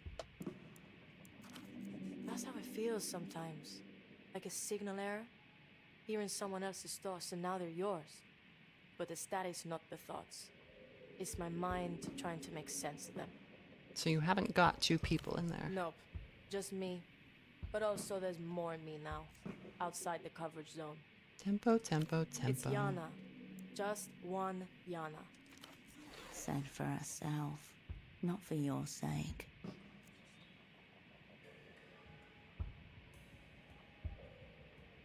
It's very messed up, but I believe. No, I'll just say I missed you too. That's good then. Nice to be missed. Yeah, I need a gun. Guns are an Azuri racket. The Tsar doesn't carry. Handgun? Yeah, but it must be a cool one, not like, you know, one that everyone has. Gun's a gun. Cool factor is who you point it at. You're looking for an entry-level Azuri frontman. One of those expendable fucks they shove into the grinder. Carabinero fodder. Know any such fucks? There's a particularly lame one who hangs out near the roundabout. He's tried it on with me a couple of 3 times. Would rather shoot myself. A couple of 3 times is a Sopranos reference. Let me tell you a couple of 3 things. Horizontal peoples, undersexed. You've met him. The being known as Goat Eyes. So that Lusian device, where have you stashed Right it? here. It's mystical fucking gear, Hersh. I hardly threw it out. From beneath her chair, she pulls out a small console device, about the size of a dinner tray. Coloured buttons flank a large, dark screen. What is this thing? At first glance, it could pass for some unmarked consumer novelty. A portable television, or a handheld game system.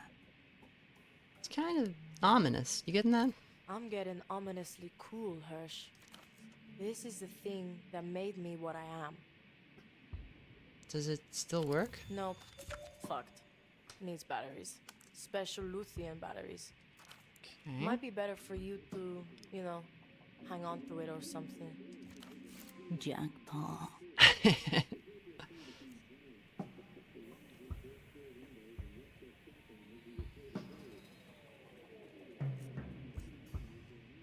Why do you want me to have it? Because it reminds me I'm basically some failed test pressing. Also, you seem like you're in a load of shit, Hersh. Maybe you need a backup yourself. So do me a fucking favor. Alright, give it to me. And no, it did not come with an adapter. But it does have cocaine in the seams. And a little bit of nose blood. Speak your piece. Alright, later, Yana. One more thing, Hersh. Now that we're adequately acquainted, I need you to check in on someone for me.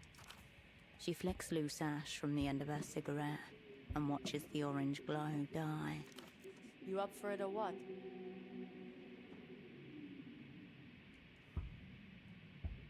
Depends on the someone. His name's Marco.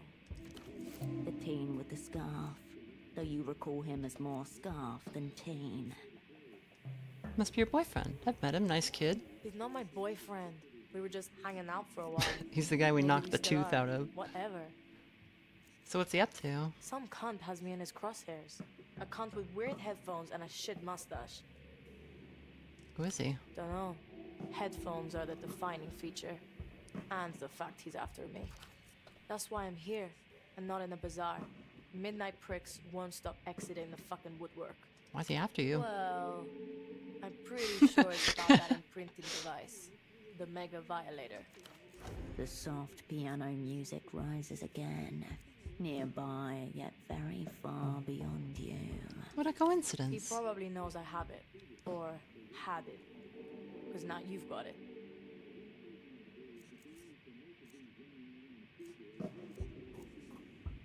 It's okay, Jan. I'm a major international spy. Danger clings to such a position. I'm highly fucking acquainted. She takes a deliberate drag, eyes on you one moment, the cigarette the next. I'm about action, Hirsch. I'm smoking this headphone cunt out. My asset is already in theater. Kryptonym scarf. By asset, you mean Marco. Yes, obviously. But also, do I? Use your spy shit. Make contact. Tell him I approved the meet. But I already spoke to him. Yeah, you spoke to him. Now I need you to make contact with him. Keep up, Hirsch. Fucking hell. Also, you can tell him that my schedule freed up this weekend, so I could see him for like 1 hour, maybe. As long as nothing better comes up, which it might. Very sweet, will do. Good. I like enemies. They solidify my fucking position. But you know what solidifies it even more? The indelible bonds of friendship? Non-stop odd shit with you. No, other people taking care of those enemies for me. Alright.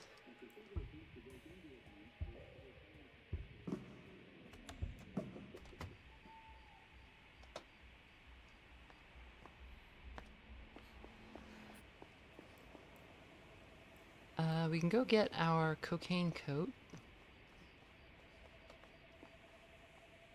Assuming the shop's still open. Hey, what is that? No open flames, including lit cigarettes.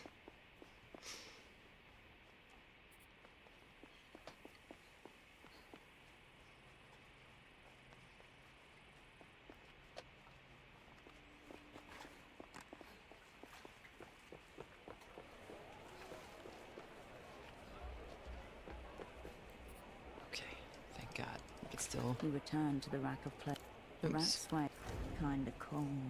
But is that all you want? You're special when you know it. You deserve an outfit that tells everybody else that you know it. An extra. You'll show her.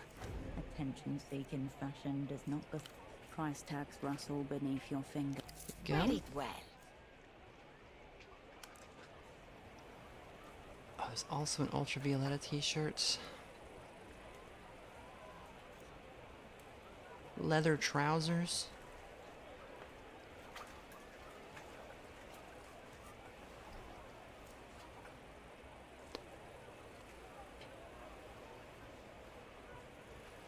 Merch, a declaration of allegiance. That's all for now. The rack sags. You turn away from the rack.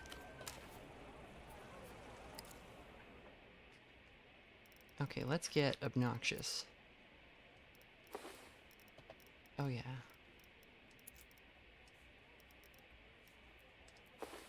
Oh, so that's a coat. Okay. Let's get real obnoxious.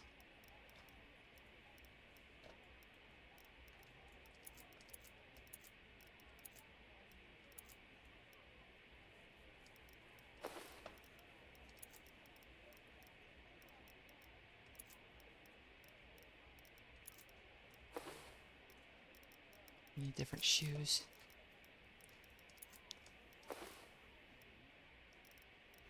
That's it. None of these are really good, like, skirt shoes.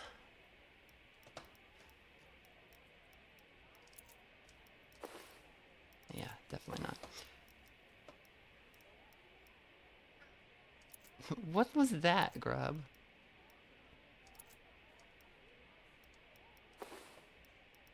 This kind of works.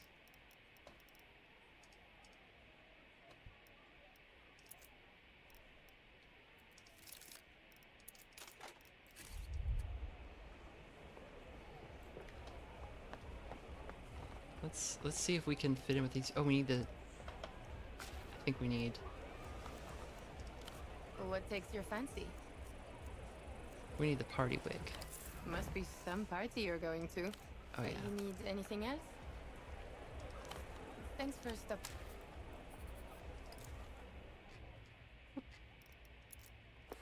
That'll do it.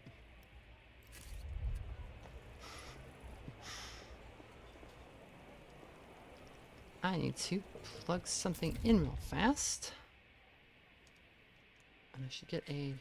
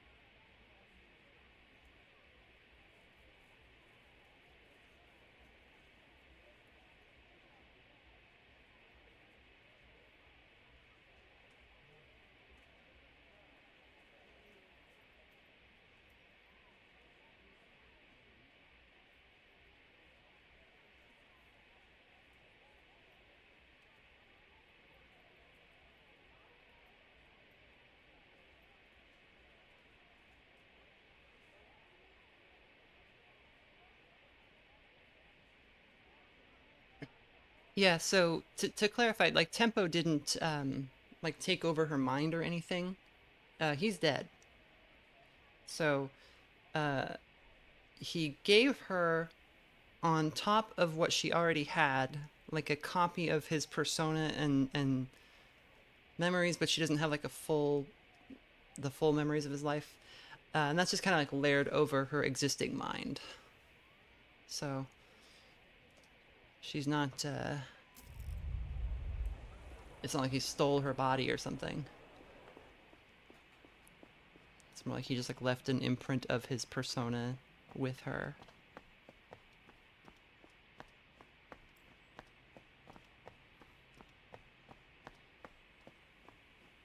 These teens aren't gonna know what hit them. Did that static thing happen again? I think that it did.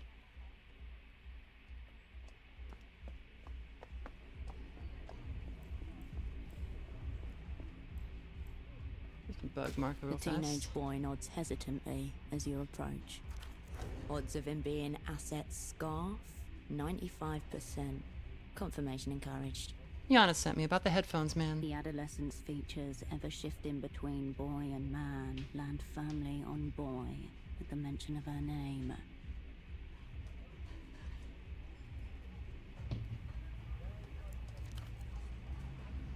She did? Yeah, so you should know my cryptonym. Scarf. Seems you're legit. He is very excited to say the word legit. And what do they call you? Cascade. Cool. Thanks. Whatever, I'll get a cooler one as I move up through the ranks. His voice lowers an octave. What can I brief you on? Yeah, let's hear your report. Yeah? Headphones guy. He was here. I saw him. That lone ad over there, there's a mailbox dot under it, and Headphones guy used it. Okay. I think he took something from it. Small. Like a package. It was hard to see. I was hiding back here. Then he strolled past the clinic and poof, gone. It was crazy.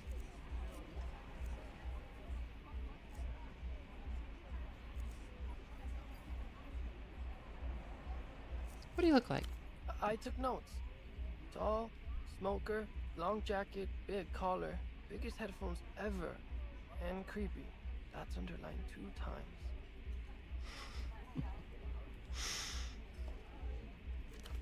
He looks off in the direction of the man's disappearance. It's like a pig looking at wind, trying to contemplate the invisible force pushing against it. Good work, Scarf. Awaiting review. Oh, give him something. Alright. He stands a little straighter. You did well, but you should have checked him for signs of augmentoidation. You passed. I failed. I let a teenager do my work for me. Now, only you can truly assess yourself. How did it feel? Great. It felt so sick. So I nailed it. You know, Yana's still the coolest, but you're pretty cool too. You tried to picture any of your old assets saying those words and come up blank. I'm the teens. I'm getting teen approval. What about her? Yana, how'd you meet her? Meet her? Well, we've been in the same school since we were small, but I didn't meet her until last year. Alright. I used to sit behind her in history before she dropped out to run the bazaar and all this happened. She was really sweet, shy. Who asked? Oh no, I'm not gonna. Come on. You don't. Can't be cool about teens. History is ended. There is nothing to teach. I don't think it ends until after the exams. They're in like 2 months.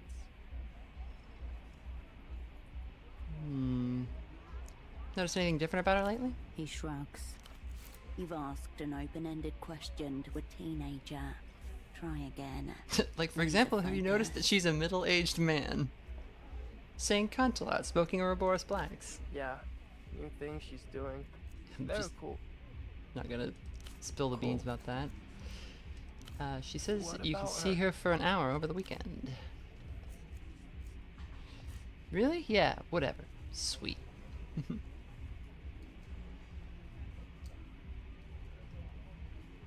I'm happy for you. Nobody wants to see me because of my sins. Now, careful with that apathy. There's a danger you'll start to believe it. Whatever. He doesn't know what apathy means. How are you two doing? Fine. Cool. Okay. Now, get out of my way.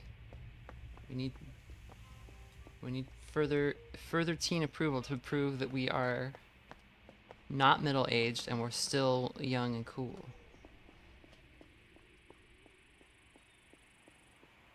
Oh, are they gone? Or they're like down here, right? They might have fucked off for the night. I think they did, yeah.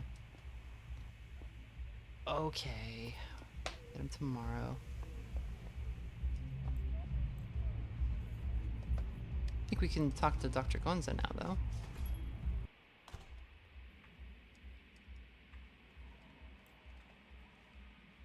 Bored?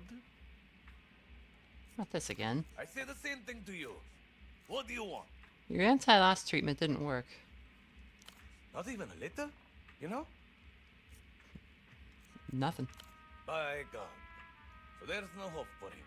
He's beyond the reach of science. Any man who doesn't rise up, still hard. From my treatment is functionally brain. Another man lost the laugh. He offers a limp salute and bows his head. But it's not all bad.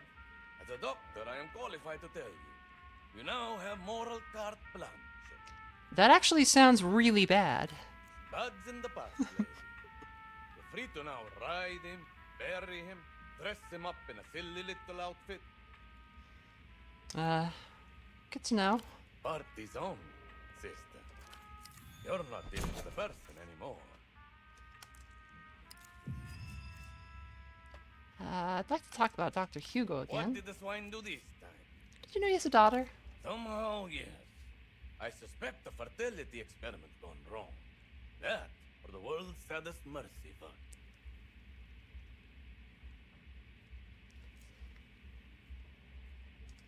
Yes, enough. I feel like he's probably a safe person to ask about guns. We already have a lead, but I'm just gonna ask him. You want to off yourself? I'm happy to help, but you have to sign a release, leaving your remains to me as a donation to science. Looking for non-suicidal purposes. Goat Eyes. Goat Eyes is your man for that. Tuk-tuk parking lot in lower view. Don't bother me with these ideational trifles anymore. Ideational trifles. All roads, it seems, lead back to Goat Eye. Be seeing you, Doc. Adios.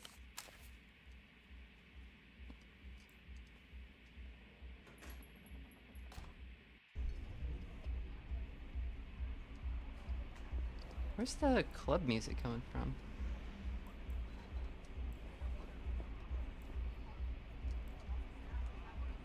Mal credito, no problemo. A small image of a grinning man with an aggressive pompadour tosses fistfuls of coins at you. The financial citizen. Buy now, pay later. Beneath him, a rusted mail slot welcomes loan applications. Can I reach in this thing? Unlikely. The slot is too narrow and the chamber within too deep. Can I break into this A thing? quick appraisal reveals 2 heavyweight locks. He'd be here for hours. Is it the Pompadour Man? An envoy of the so-called developed world. Kurt wasn't looking at his eyes. He was looking at the stack of paper clutched in his fists.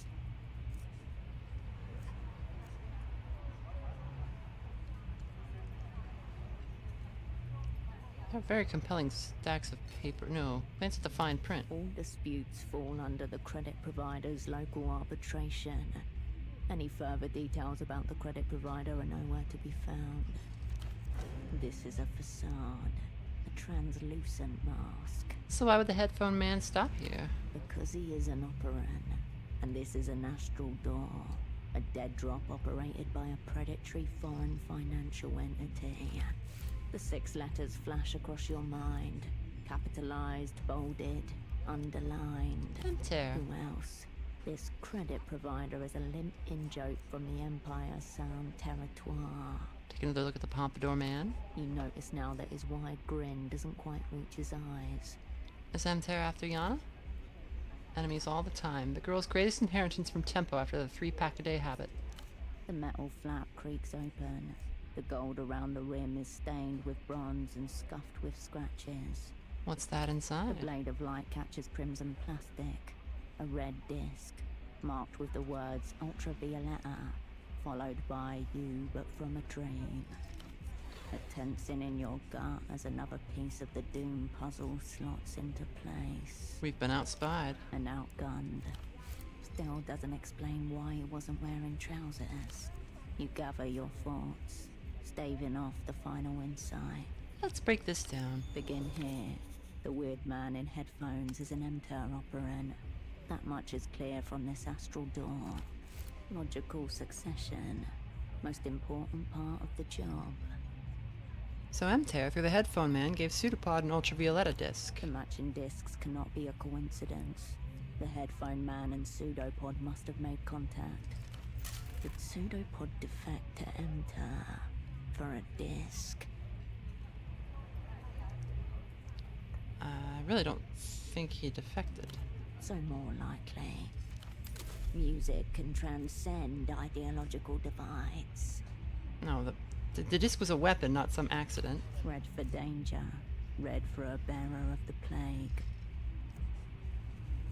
Great, I can never listen to music again. No, I knew it all along. And now you've all but proved it. This might hold for Pseudopod, but why was the headphone guy after Tempo? Tempo's deal has many levels and many ripples. There's a part of it you don't understand yet. The imprinting device, but something else too, something behind the device. Doesn't matter, Yana's right in the line of fire. Alongside Asset Scarf, oblivious amidst his promising theatre debut. She's protecting something.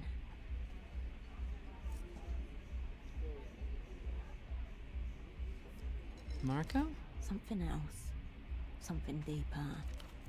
Quick fingers of wind pluck the aerotram wires above you.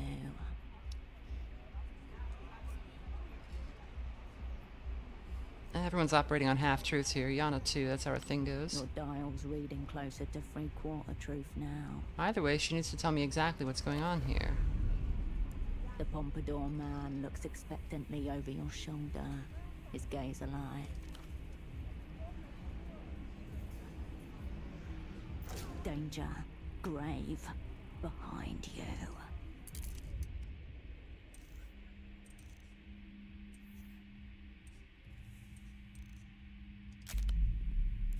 Predictive reinforcement, a honed skill. Someone has you in their sights. You have a sliver of time in which to react, the span of a single mental event. Alright, so we will evade.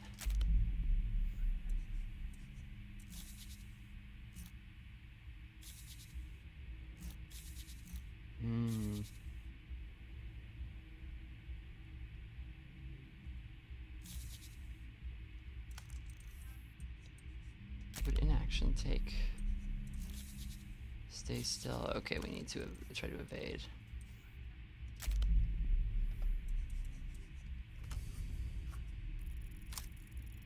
Ah, no.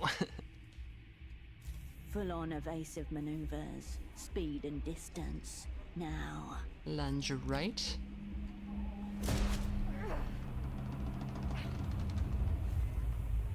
Your shoulder thuds with impact. Bones vibrate. Status effect gains second favorite bullet. A searing pain, blooming in spirals. Then somewhere after, the thunderclap of a gun. Only the shoulder could have been worse. The bullet would have completely missed had you just stood still. Look in the direction of the shot. Hey! You lock eyes with a man in a long coat. The eyes are pale blue, water under ice. Around his neck are a large pair of headphones. His face is impassive as he holds a strange gun on you. There's barely enough time for a response.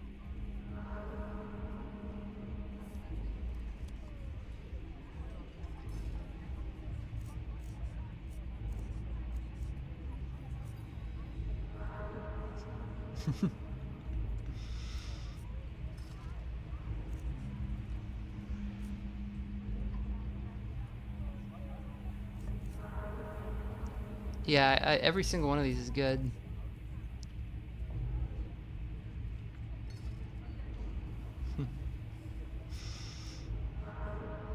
I kind of want to just throw the Kuno S at him.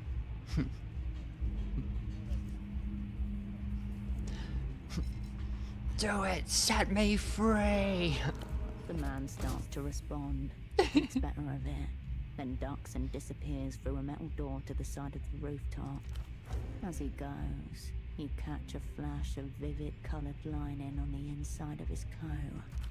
Slowly, then all at once, the world fades back in. Your shoulder singes. Blood drips a steady rhythm on your fur. You are alone again. Okay, well, let's go see Dr. Gonza, because we're dying.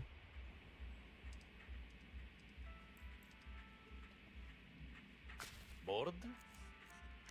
I say the same thing to you. What do you want? Wow, we can't get medical treatment from him. Adios, patient. Let's see, what is our situation with the dossier?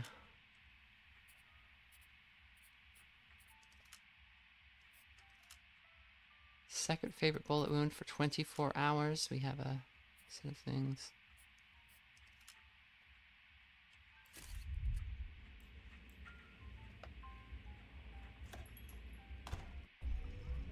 What did you miss? We were captured. We were tortured by a it was kind of like a first date with a terrifying lady. We found out that Tempo had a device that imprints a person's personality onto another person. And he imprinted himself onto Yana. It was really quite a lot went down. Can we just get like among the rows of beer? blooming beverages, one pounces out at you. This vending machine carries the Heifer Red and Black Blend Special Edition canned coffee. Safe houses anywhere. Crucially, the coffee is not. Delicious scarcity.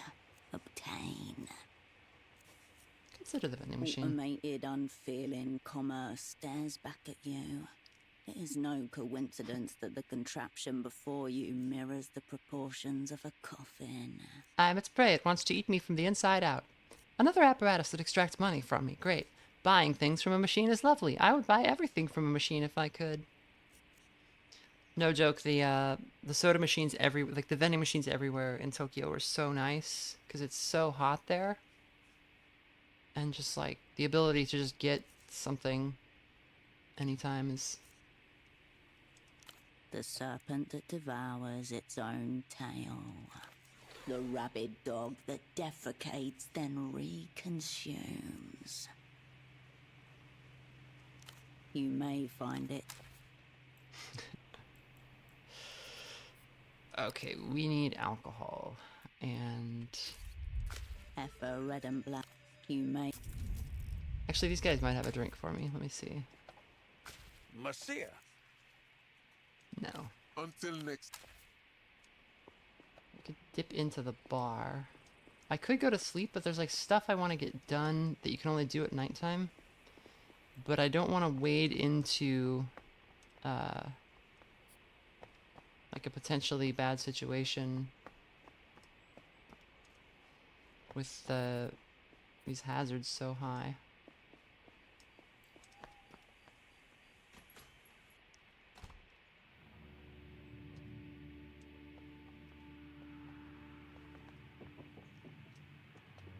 Man with no heart is gone. Thanks for fixing the TV. Very kind of you. Oh, thanks, Derek. Kisok versus Sporting if you're interested. Scores tied. Tried to give a overshot of the game without getting too bogged down in details. With the purple bloom gone, you can clearly see the action as the Pelota players volley the ball back and forth across the court. I'll have another drink. You have choices.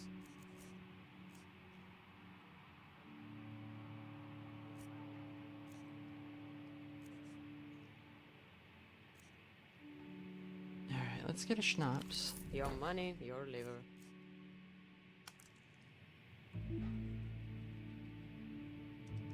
See you.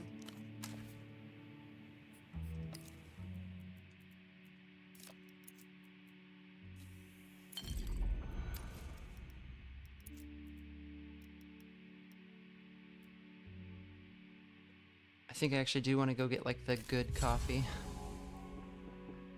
Cause it the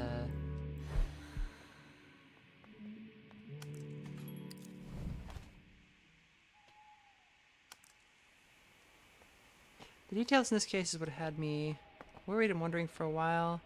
Like sentence level and larger narrative. Glad to see it's good. Yes, it is. And who is this? What's going on here? The woman stiffens as you approach, but greets you with a small smile, nonetheless. Ah, hello. We meet again. A fellow honorable peruser, I assume? Oh god.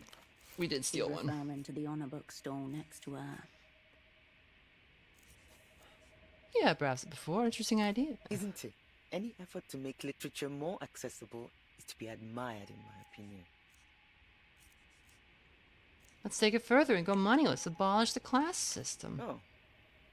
I don't know about going that far, but your enthusiasm may prove contagious.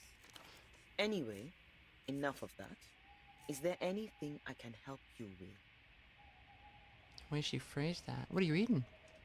It's a book of poems called Turned to Fruit. Not much good in it, I'm afraid. Is the title supposed to mean something? Undoubtedly a metaphor. Though, why they chose that one hasn't become any clearer after reading the majority of the contents. Something wrong with the poems? There's nothing wrong with them per se. It's more a matter of taste. When you have read as many poems as I have, it's easy to tire of anything that isn't completely fresh. What makes a poem fresh? It can be anything. Word combination, structure, the perspective. It could even be a single exquisite metaphor. As long as it's something I haven't seen before and it's done well, it will jump out at me.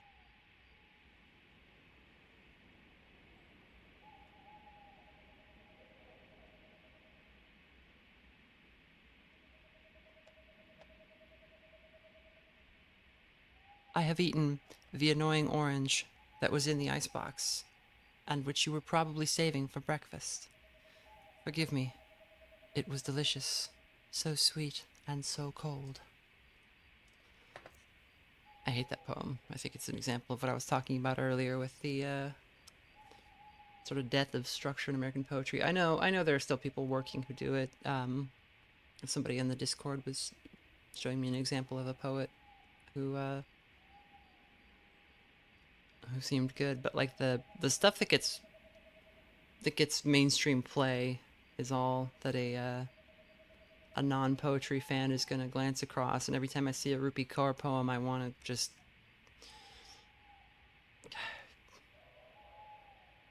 like drown myself in the bath or something, you know. Of course. I have the time. Yeah, you seem different. Oh, probably due to you finding me away from my work for once. I'm taking a moment to relax now that the latest issue has wrapped. It's exciting. You must be relieved to get it all done. Well, I would be. Unfortunately, that issue won't be going to print. We've had our funding cut, at least for now. This is why it's never a good idea to go into business with a bank. Yeah, no, I'm not gonna gloat. Sorry to hear that. You must be devastated. I'm trying to hold myself together. But yes, it has been quite a blow. I'll pull through. Whether the magazine will or not is a different matter. It's been much harder than she's letting on. That magazine was her life. What was the reason given? I was told that security needed tightening. That was all. Then they kicked me out.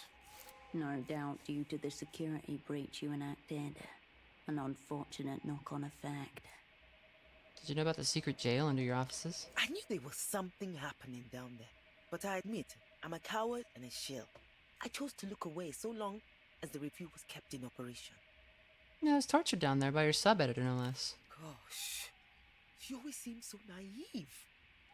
I believe you, don't worry. Oh, are you alright? Do you need a doctor?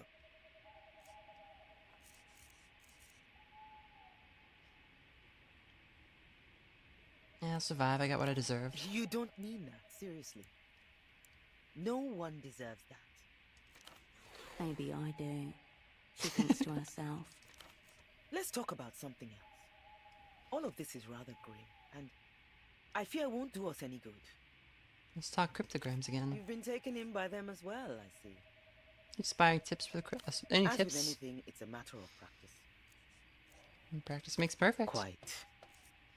I had I used to play music, and when I was a kid, I had a band teacher. I mean, I used to play music as an adult. I had a band and everything. When I was a kid, though, I was in band class, and I had a band teacher who said, "Practice doesn't make perfect. Perfect practice makes perfect." And I think that was actually very good advice. If you take your practice extremely seriously, it pays dividends. They are, aren't they? Goodbye. It says mainstream play in the context of verse this day and age is a kind of funny thing to hear. I'd recommend Peter reading it to you, though. Yeah, well, I mean, you know, there's poets you hear about, and like if you're just like, you know, somebody's putting it in like a big newspaper or something. Not a poem, but like just talking about poetry in a big publication.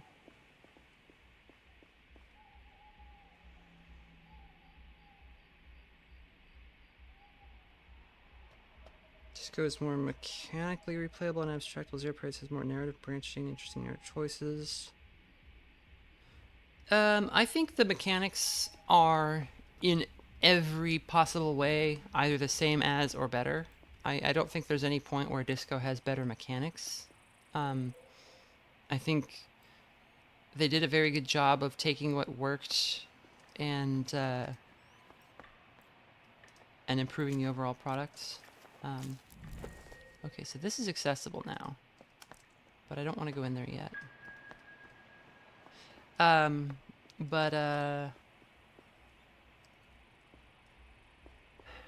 Saying this doesn't seem like the miracle. I find myself way more engrossed by the plot than I was in Disco. So Disco Elysium, I liked the characters, and I liked the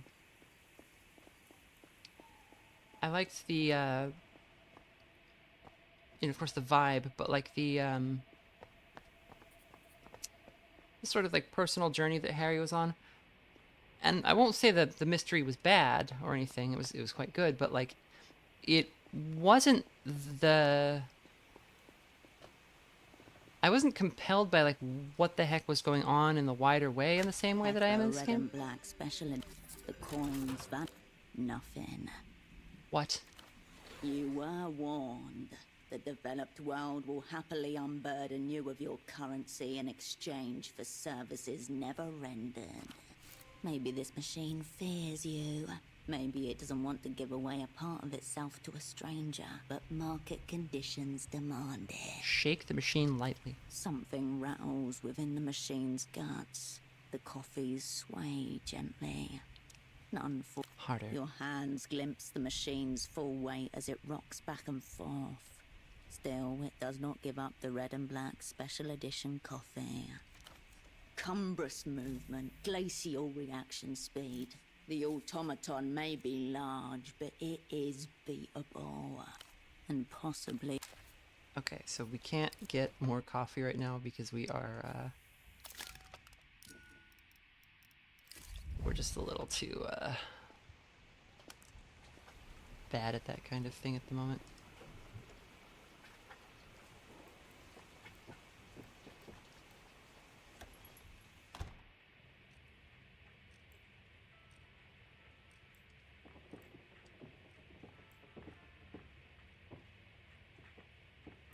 Hello, again. Doctor, clinic, houseboat. This is Kindred's father, Dr. Hugo Arbe. Do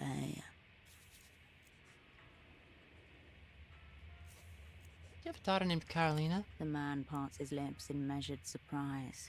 Then the smile returns. You're a friend of hers? He's wary. When was the last time you saw her? It's been a little while, I have to say. I'm sorry. This is just... How did you say you knew my daughter? I was sort of an older sister of hers, trying to help the youth make your social palette and face. I lived in Keystone for a while. We used to hang out. School is a bad lie because if I don't know where she went to school, he might ask. I lived in Keystone for a while. We used to hang out. Oh, I suppose I never saw you around.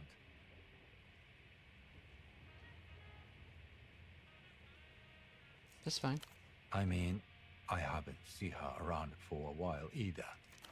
A long while, by the sound of it. And Derek Tran says the plot in Disco is more of a frame story. Yeah, that's true. Like, in Disco, most of what you're doing is just wandering around meeting weird people because they wanted to get across, like, the work that you do, like, especially the work that Harry does, is just knocking on every single possible door until, you know, every lead is exhausted. The last we spoke, she was living in the old cinema, Cosmos, with her boyfriend. Nothing strange going on, mind. He owns the place. Who's the boyfriend? His name's Septimus. I'm sure he's an upstanding gentleman. He comes from a political family, you know. Important people. He hates him. An old cinema's an even stranger place to live than a boat. I believe they are running a distribution business together. I don't know any details. Something to do with the media. So there's nothing strange about it. Unclear whether it's trying to convince himself of this, or you. Media, distribution, perhaps there's a sexy techno angle to this. You sound concerned. I don't know. She was always so passionate and driven, but also impressionable. I think she fell in with the wrong crowd at the university. Makes you say that? Much as I hate to admit it, she became nervous, cagey, withdrawn. Well, because we recruited her into a spy organization. But to be honest, we've barely spoken at all for the last few years. You had a falling out? Yes, something like that. I could check on her, let you know how she's doing. Check on her. Yes, you do that. Worm Girl, I miss the old getup where you dressed Hershel as an asshole. Fear and relief together. We're a cool team now. Cinema Cosmos is just north of the roundabout, by the Aerotram stop. I just want to know that she's safe. You understand? Carolina's helping you with your research, right? Yes, I was running a dream study. She was a participant. That was a long time ago. What was her role in the study? Carolina started out as one of our participants. A volunteer, surprisingly. We keep going? When her turn as a participant concluded, she begged me to stay on. I thought, well, what harm? There was no real limit on our grant from EMTERR, and Gonzalo agreed. We needed an assistant of sorts. You must have liked the idea of working alongside your daughter. Yes, perhaps that was my dream. A dream that tastes like ashes on his tongue just now. What'd she do as your assistant? She was responsible for organizing and cleaning the visualizations. A massive undertaking. Very labor-intensive. Approval. Pride. So how'd it come apart? Carolina didn't appear at work one day. I went to the police, who had no information. I thought she must have been in some kind of accident. You must understand my fear as a father. I received a call from the hospital. Carolina was there, in intensive care, barely lucid, handcuffed to her bed. There were 2 carabineros accompanying her. They told me she was under arrest to be charged with unlawfully aiding a foreign power, espionage statutes. How was she caught? I'm sorry, I can't speak to that. There are many details of that time that are murky to me. I was in shock, borderline delirious. It took me some time before I realized what it meant. For his work, he means. EMTERR pulled their support. The study was shut down within days. All our data seized. I was investigated too, of course, along with Gonzalo. The official part dragged on for several years before they finally closed it. And you still don't even really understand what happened. I've thought about it quite a bit. The details. I'm not sure they would answer questions as much as provoke new ones. I would rather not. When she came home, I said some things. Perhaps things I shouldn't have. You gain nothing by making this poor man repeat the words he's most regretted saying in his life. You have to say it. It was a difficult time. Thank you. You understand. Of course. She left after that. Then I opened this clinic and moved down here to Kisak. And here he stayed.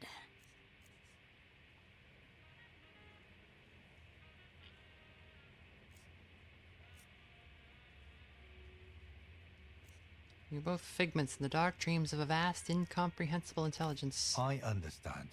Karina didn't act alone. She was part of some kind of organized network.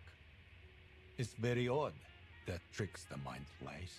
There are times I nearly convinced myself it was my fault. That wasn't your fault, it just happened. In any case, that's all in the past. No changing it now.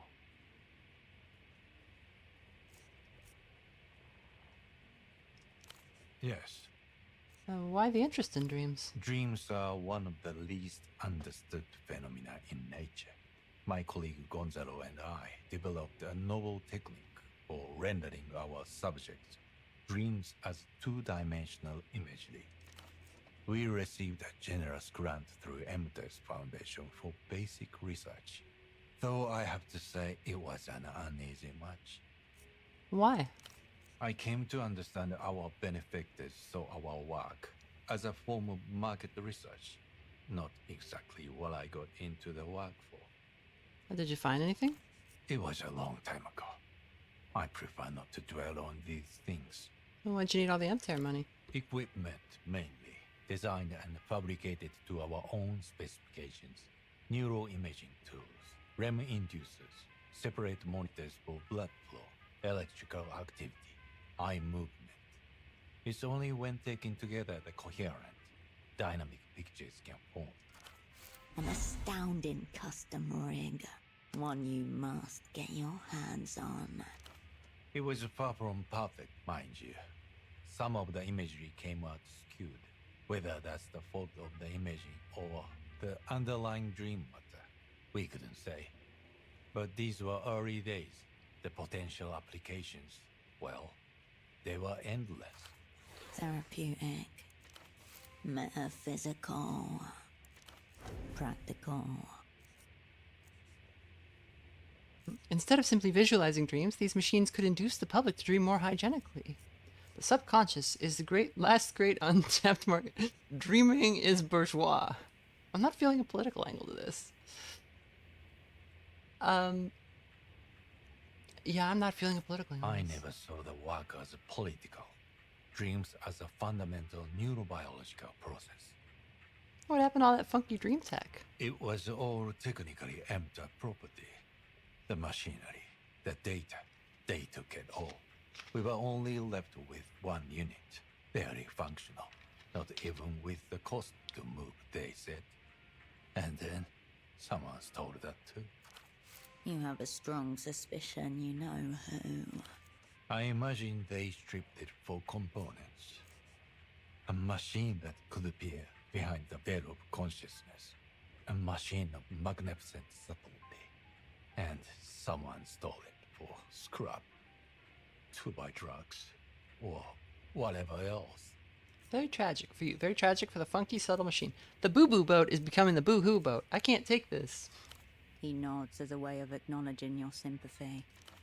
I suppose at least I don't have to work through the night. Every night. All right.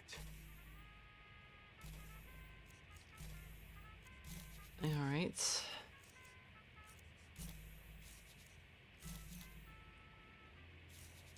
See you later. Until next time.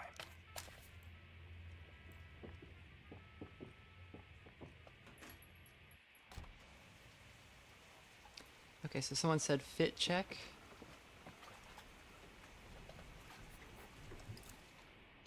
We are dressed in a way that will make us seem cool to teens. We've got a faux fur coat wrapped in the plastic pelt of the party animal. You can assume its form, gyrating, grinning, gurning. If you die in this coat, you'll live forever. Amazing. We got an anime wig. We got a mesh bodysuit. We got cool teen gloves. We got space program memorial bottoms. We got jockey boots. I think these boots and these pants aren't quite... They're not quite it, but footwear's been a little hard to come by.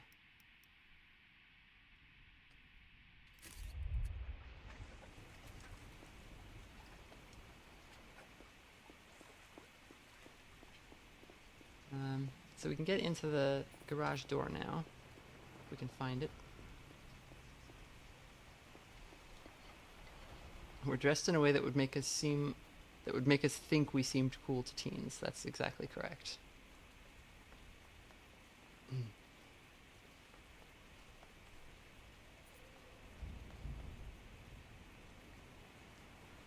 Or we could just go up to the housing area, I guess.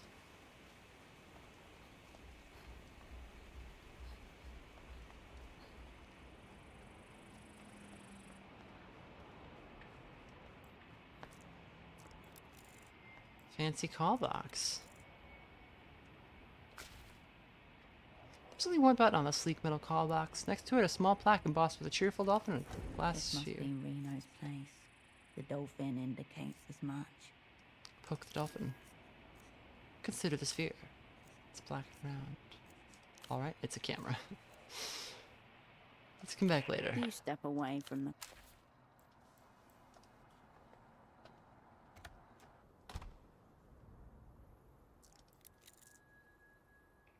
Rickety stairs lead downward toward the Doors canal. crowd you, stacked upon each other. Behind one of them, your former asset Estoc, draped in a see-through cloak. Esty knew it's competent, unlikable, ultimately invaluable. Let's get in here, we should talk. Talk, yes. Then spy. One of these apartments belongs to Estoc. You just have to discover which. Try and sniff her out. Probably not the move. There was nothing distinctive about Estoc's scent. Not perceptibly. But there was something at a base pheromonal level that pitted you against each other from day one. You must be subtle in your approach. Your asset is still living her cover. That will make her unpredictable and desperate. Esty keeps a special mental calendar marked critical phone call from Hershel. The calendar has been counting for 5 years. The elevator goes straight to the roof. I wonder if there's something we can check out up there. Okay, coffee. Yes. Drinking that now.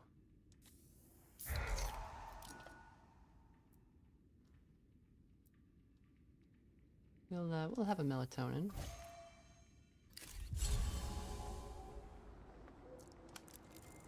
Rooftop use for residents only. Well, guess what? The building notice board stands beside a communal area, full of ads and scraps of the residents' daily lives. Above your head, seagulls wheel and dive. Scan the board. Fairly standard fare for a notice board. A notice for a cat lost months ago, next to a printed out sign advertising private maths lessons for struggling students. One notice, however, stands out solely because the original printed sheet has been altered by multiple scrawls in a variety of colours and hands. The piece of handwritten paper declares, the rules are very clear. Read them and understand them. No gathering after 10 PM. We can hear you clomping about and we've had enough. Beneath that, the responses read, she thinks she the cops. Fuck you. You don't run the building. We know this is you, Mrs. Kavanagh. Fun-hating. Inappropriately authoritative. Low. That's Esty. Wait, Mrs. Kavanaugh? She must have married. Either that or changed her name. Communally hated, yes, but that doesn't help me find You her. know that she is known in this building as Mrs. Kavanagh. That is something. You turn back to the roof.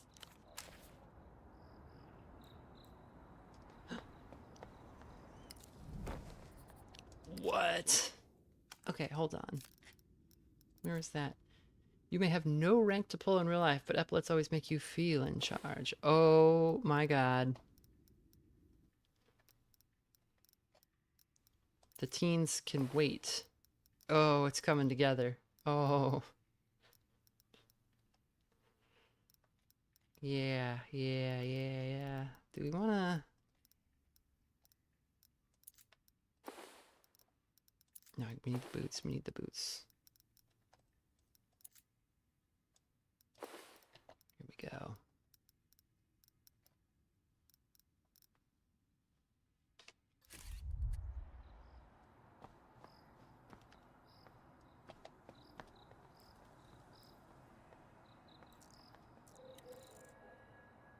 An ad for the men in high towers.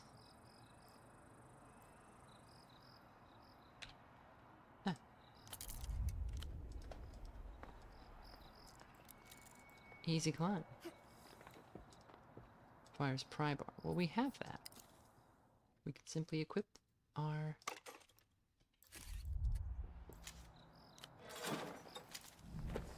Somebody had cigarettes in the roof.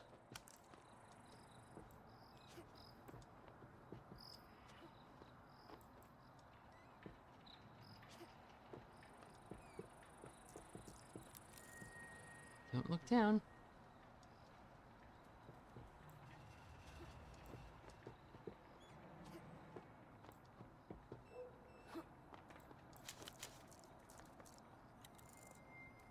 Ground is shrouded by fog. Subcomandante Ascension Pack. The mental accelerant you deserve. No warning labels. Side effects. Only the ones they don't want you to know about. Delirium +9?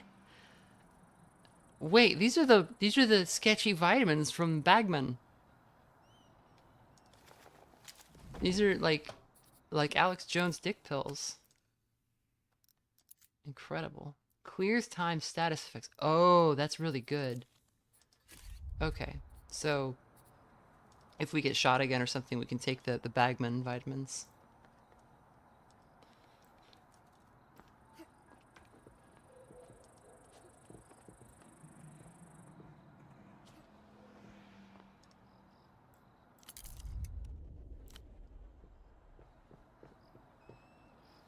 Subcomandante Bagman.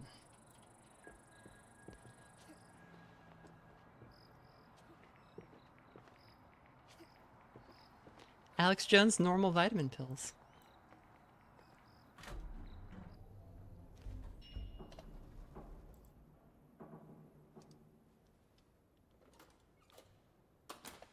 Where's this go?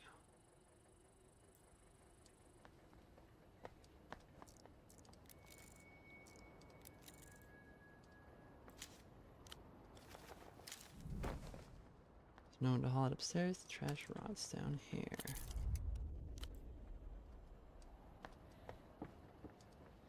Oh, hey.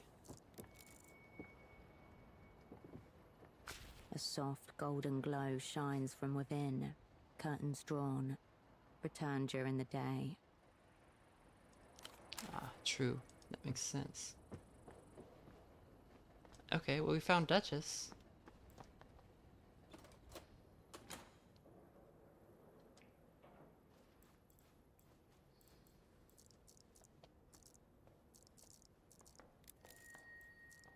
The building's a great beast. The water, its life's blood. Shiny plastic tablecloth. The scent of lemon disinfectant. Sunlight never reaches these apartments. No soliciting. And mind the floors, will you? The man is swaddled in a pristine maintenance uniform. A name tag on the chest reads Tonio, building manager. He hurriedly smooths down the single patch of hair which time has yet to steal from his head. Oh, yes, sorry, I'll mind them. Good. Thank you. Finally, some cooperation. You're dealing with a get off my property type here. Problem is, his property is communal. And you managed the whole building, right? You noticed my badge. It's actually not just a building. I manage the entire housing campaign. It's kind of depressing. I do what I can. More than most managers would, but there's only so much you can accomplish with a paintbrush and a broom. You should have seen what this place was like when Nestor put it up. Real class, real majesty.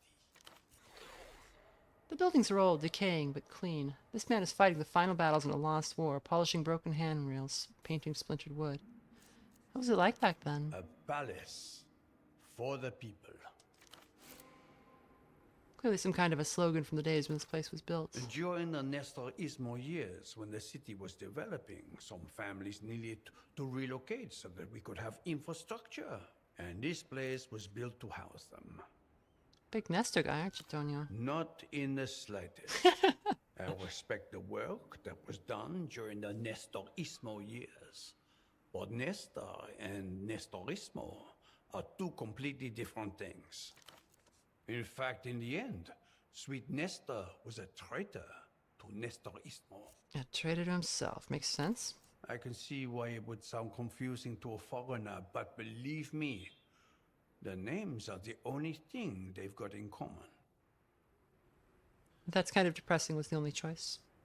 So what happened to all this place? Where'd all that majesty go? A different class of people moved in. Oh, I don't know.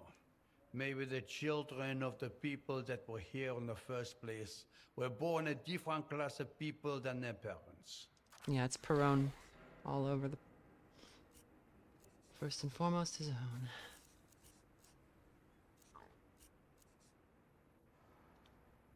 You've been here since the beginning? First job I ever took. And the last, probably.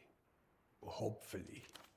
I wasn't even out of school when I started cleaning the housing campaign. 16 years old. Worked all the way up to the big keys. Nod. It's good that some people remember what we were capable of. Back when we had the sense of decency and cleanliness. Much too late now. All too late. Anything I can do to help? Not really. I mean, you could help me sweep if you wanted to, but... I don't really think that's the root of your problem, Tonio. No, of course not. But I like to think if I can keep this place clean, I can keep my head above water. Look around. You think one person alone can clean all this? We used to have one manager and 3 concierge. Now, it's just me. I'll pay you 20 sol, if you're interested. Palliative measure at best, but then again, you could use the liquidity. I feel the building needs me. The workers need me. You asked. I think the more we all dedicate ourselves to our own tasks, just the punctual tasks, the better it'll be for everyone. I'm looking for a resident here. I said no soliciting. Very clearly, in fact. He knows every face and name that has moved in or out of this alleyway. It's just a question of loosening him up. Alright, whatever. Typical loiterer. I'll help him sleep. Really? Thanks. I could really use the... Are you sure you know how? I am initiated in the mysteries, yes. This has to be done right, you know. This is a classy building. Here. Start sweeping. A black cloud comes over your vision as you begin to drag the broom across the floor. The last impression you register is the brush hairs sweeping ineffectually over a layer of sad decrepitude that is not exactly filth. Don't think, just sweep. After a while. Oh, I thought that would have just kept until I went to sleep. That's fine. After a while, it dawns on you that you're probably done sleeping. Sweeping. 4 hours have passed. Is it clean? Oh god. The floor looks the same, however there's a little bit less of you left than there was before. What is wrong with this place? No broom can touch. It's looking much better. Here. Thought violated career opportunities, but I thought we said we were doing it for the people. Alright, whatever. Alright. I said no. Right, but Mrs. Kavanaugh, you know I'm her? a building manager, not a building snooper. I mind my residents' business, or my non-residents' business, as the case may be. Yeah, alright, alright. Typical loiterer. Pick up your feet.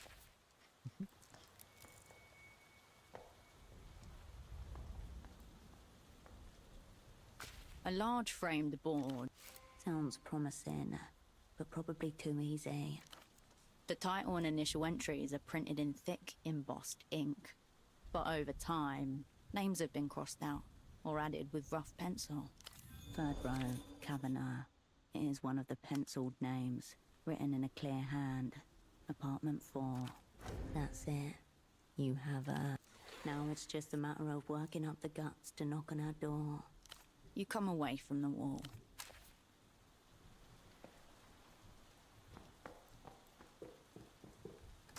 At this point, we want to just go back to the...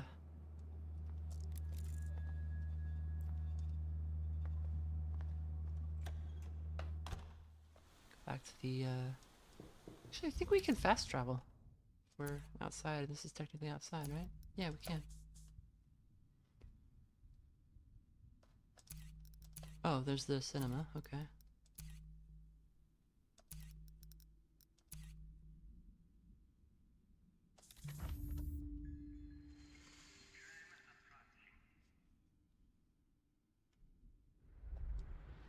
So we'll hoof it on over to the photo 24. Take another melatonin.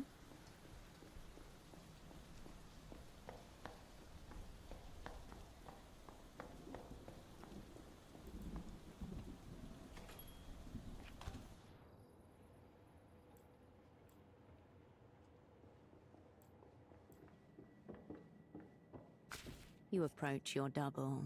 A faint line of drool darkens the sheet. Think about it. You and me, just like it was supposed to be. A modern experimental espionage duo. He's a blank piece of media. As you consider the vacant face of your inanimate double, your thoughts turn towards the mysterious imprinting device. Its weight suddenly all too palpable. Some things are better left untouched. We're not going to turn on the imprinting device.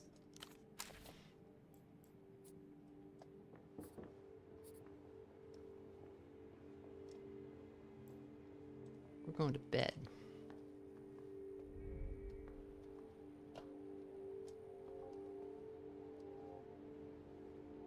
Are we still getting the gun from Goat Eyes? Well, not tonight, but sure. Okay, we have another melatonin.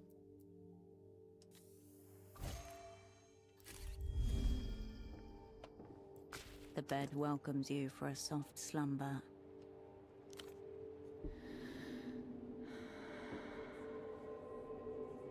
The murmurs of Portofiro fade into nothing, as do you. Wow, that really... stuff works. Oh, but we get a status effect. We get groggy. Groggy. It's just -1 to all stats for 2 hours. Second favorite bullet wound for the rest of this day. Alright. I think that's gonna do it for today. Pretty tired. I will be back at it tomorrow or Sunday, depending.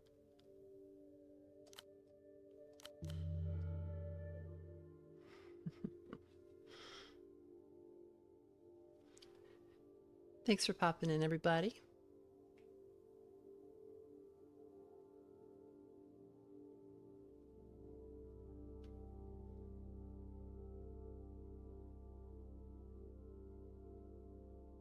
Bagman reminds me of Juliano Enrico. Guy was a co-host of a Brazilian MTV show with no plot, hosted by some MTV employees, used to dress as the vice consul of Honduras. Yeah, I mean, if you watch like public access, there's like all kinds of these characters on there. The kind of sad thing about Alex Jones is he poisoned the well for that stuff. It used to be like fun and stupid, and it's still stupid, but it's not fun anymore.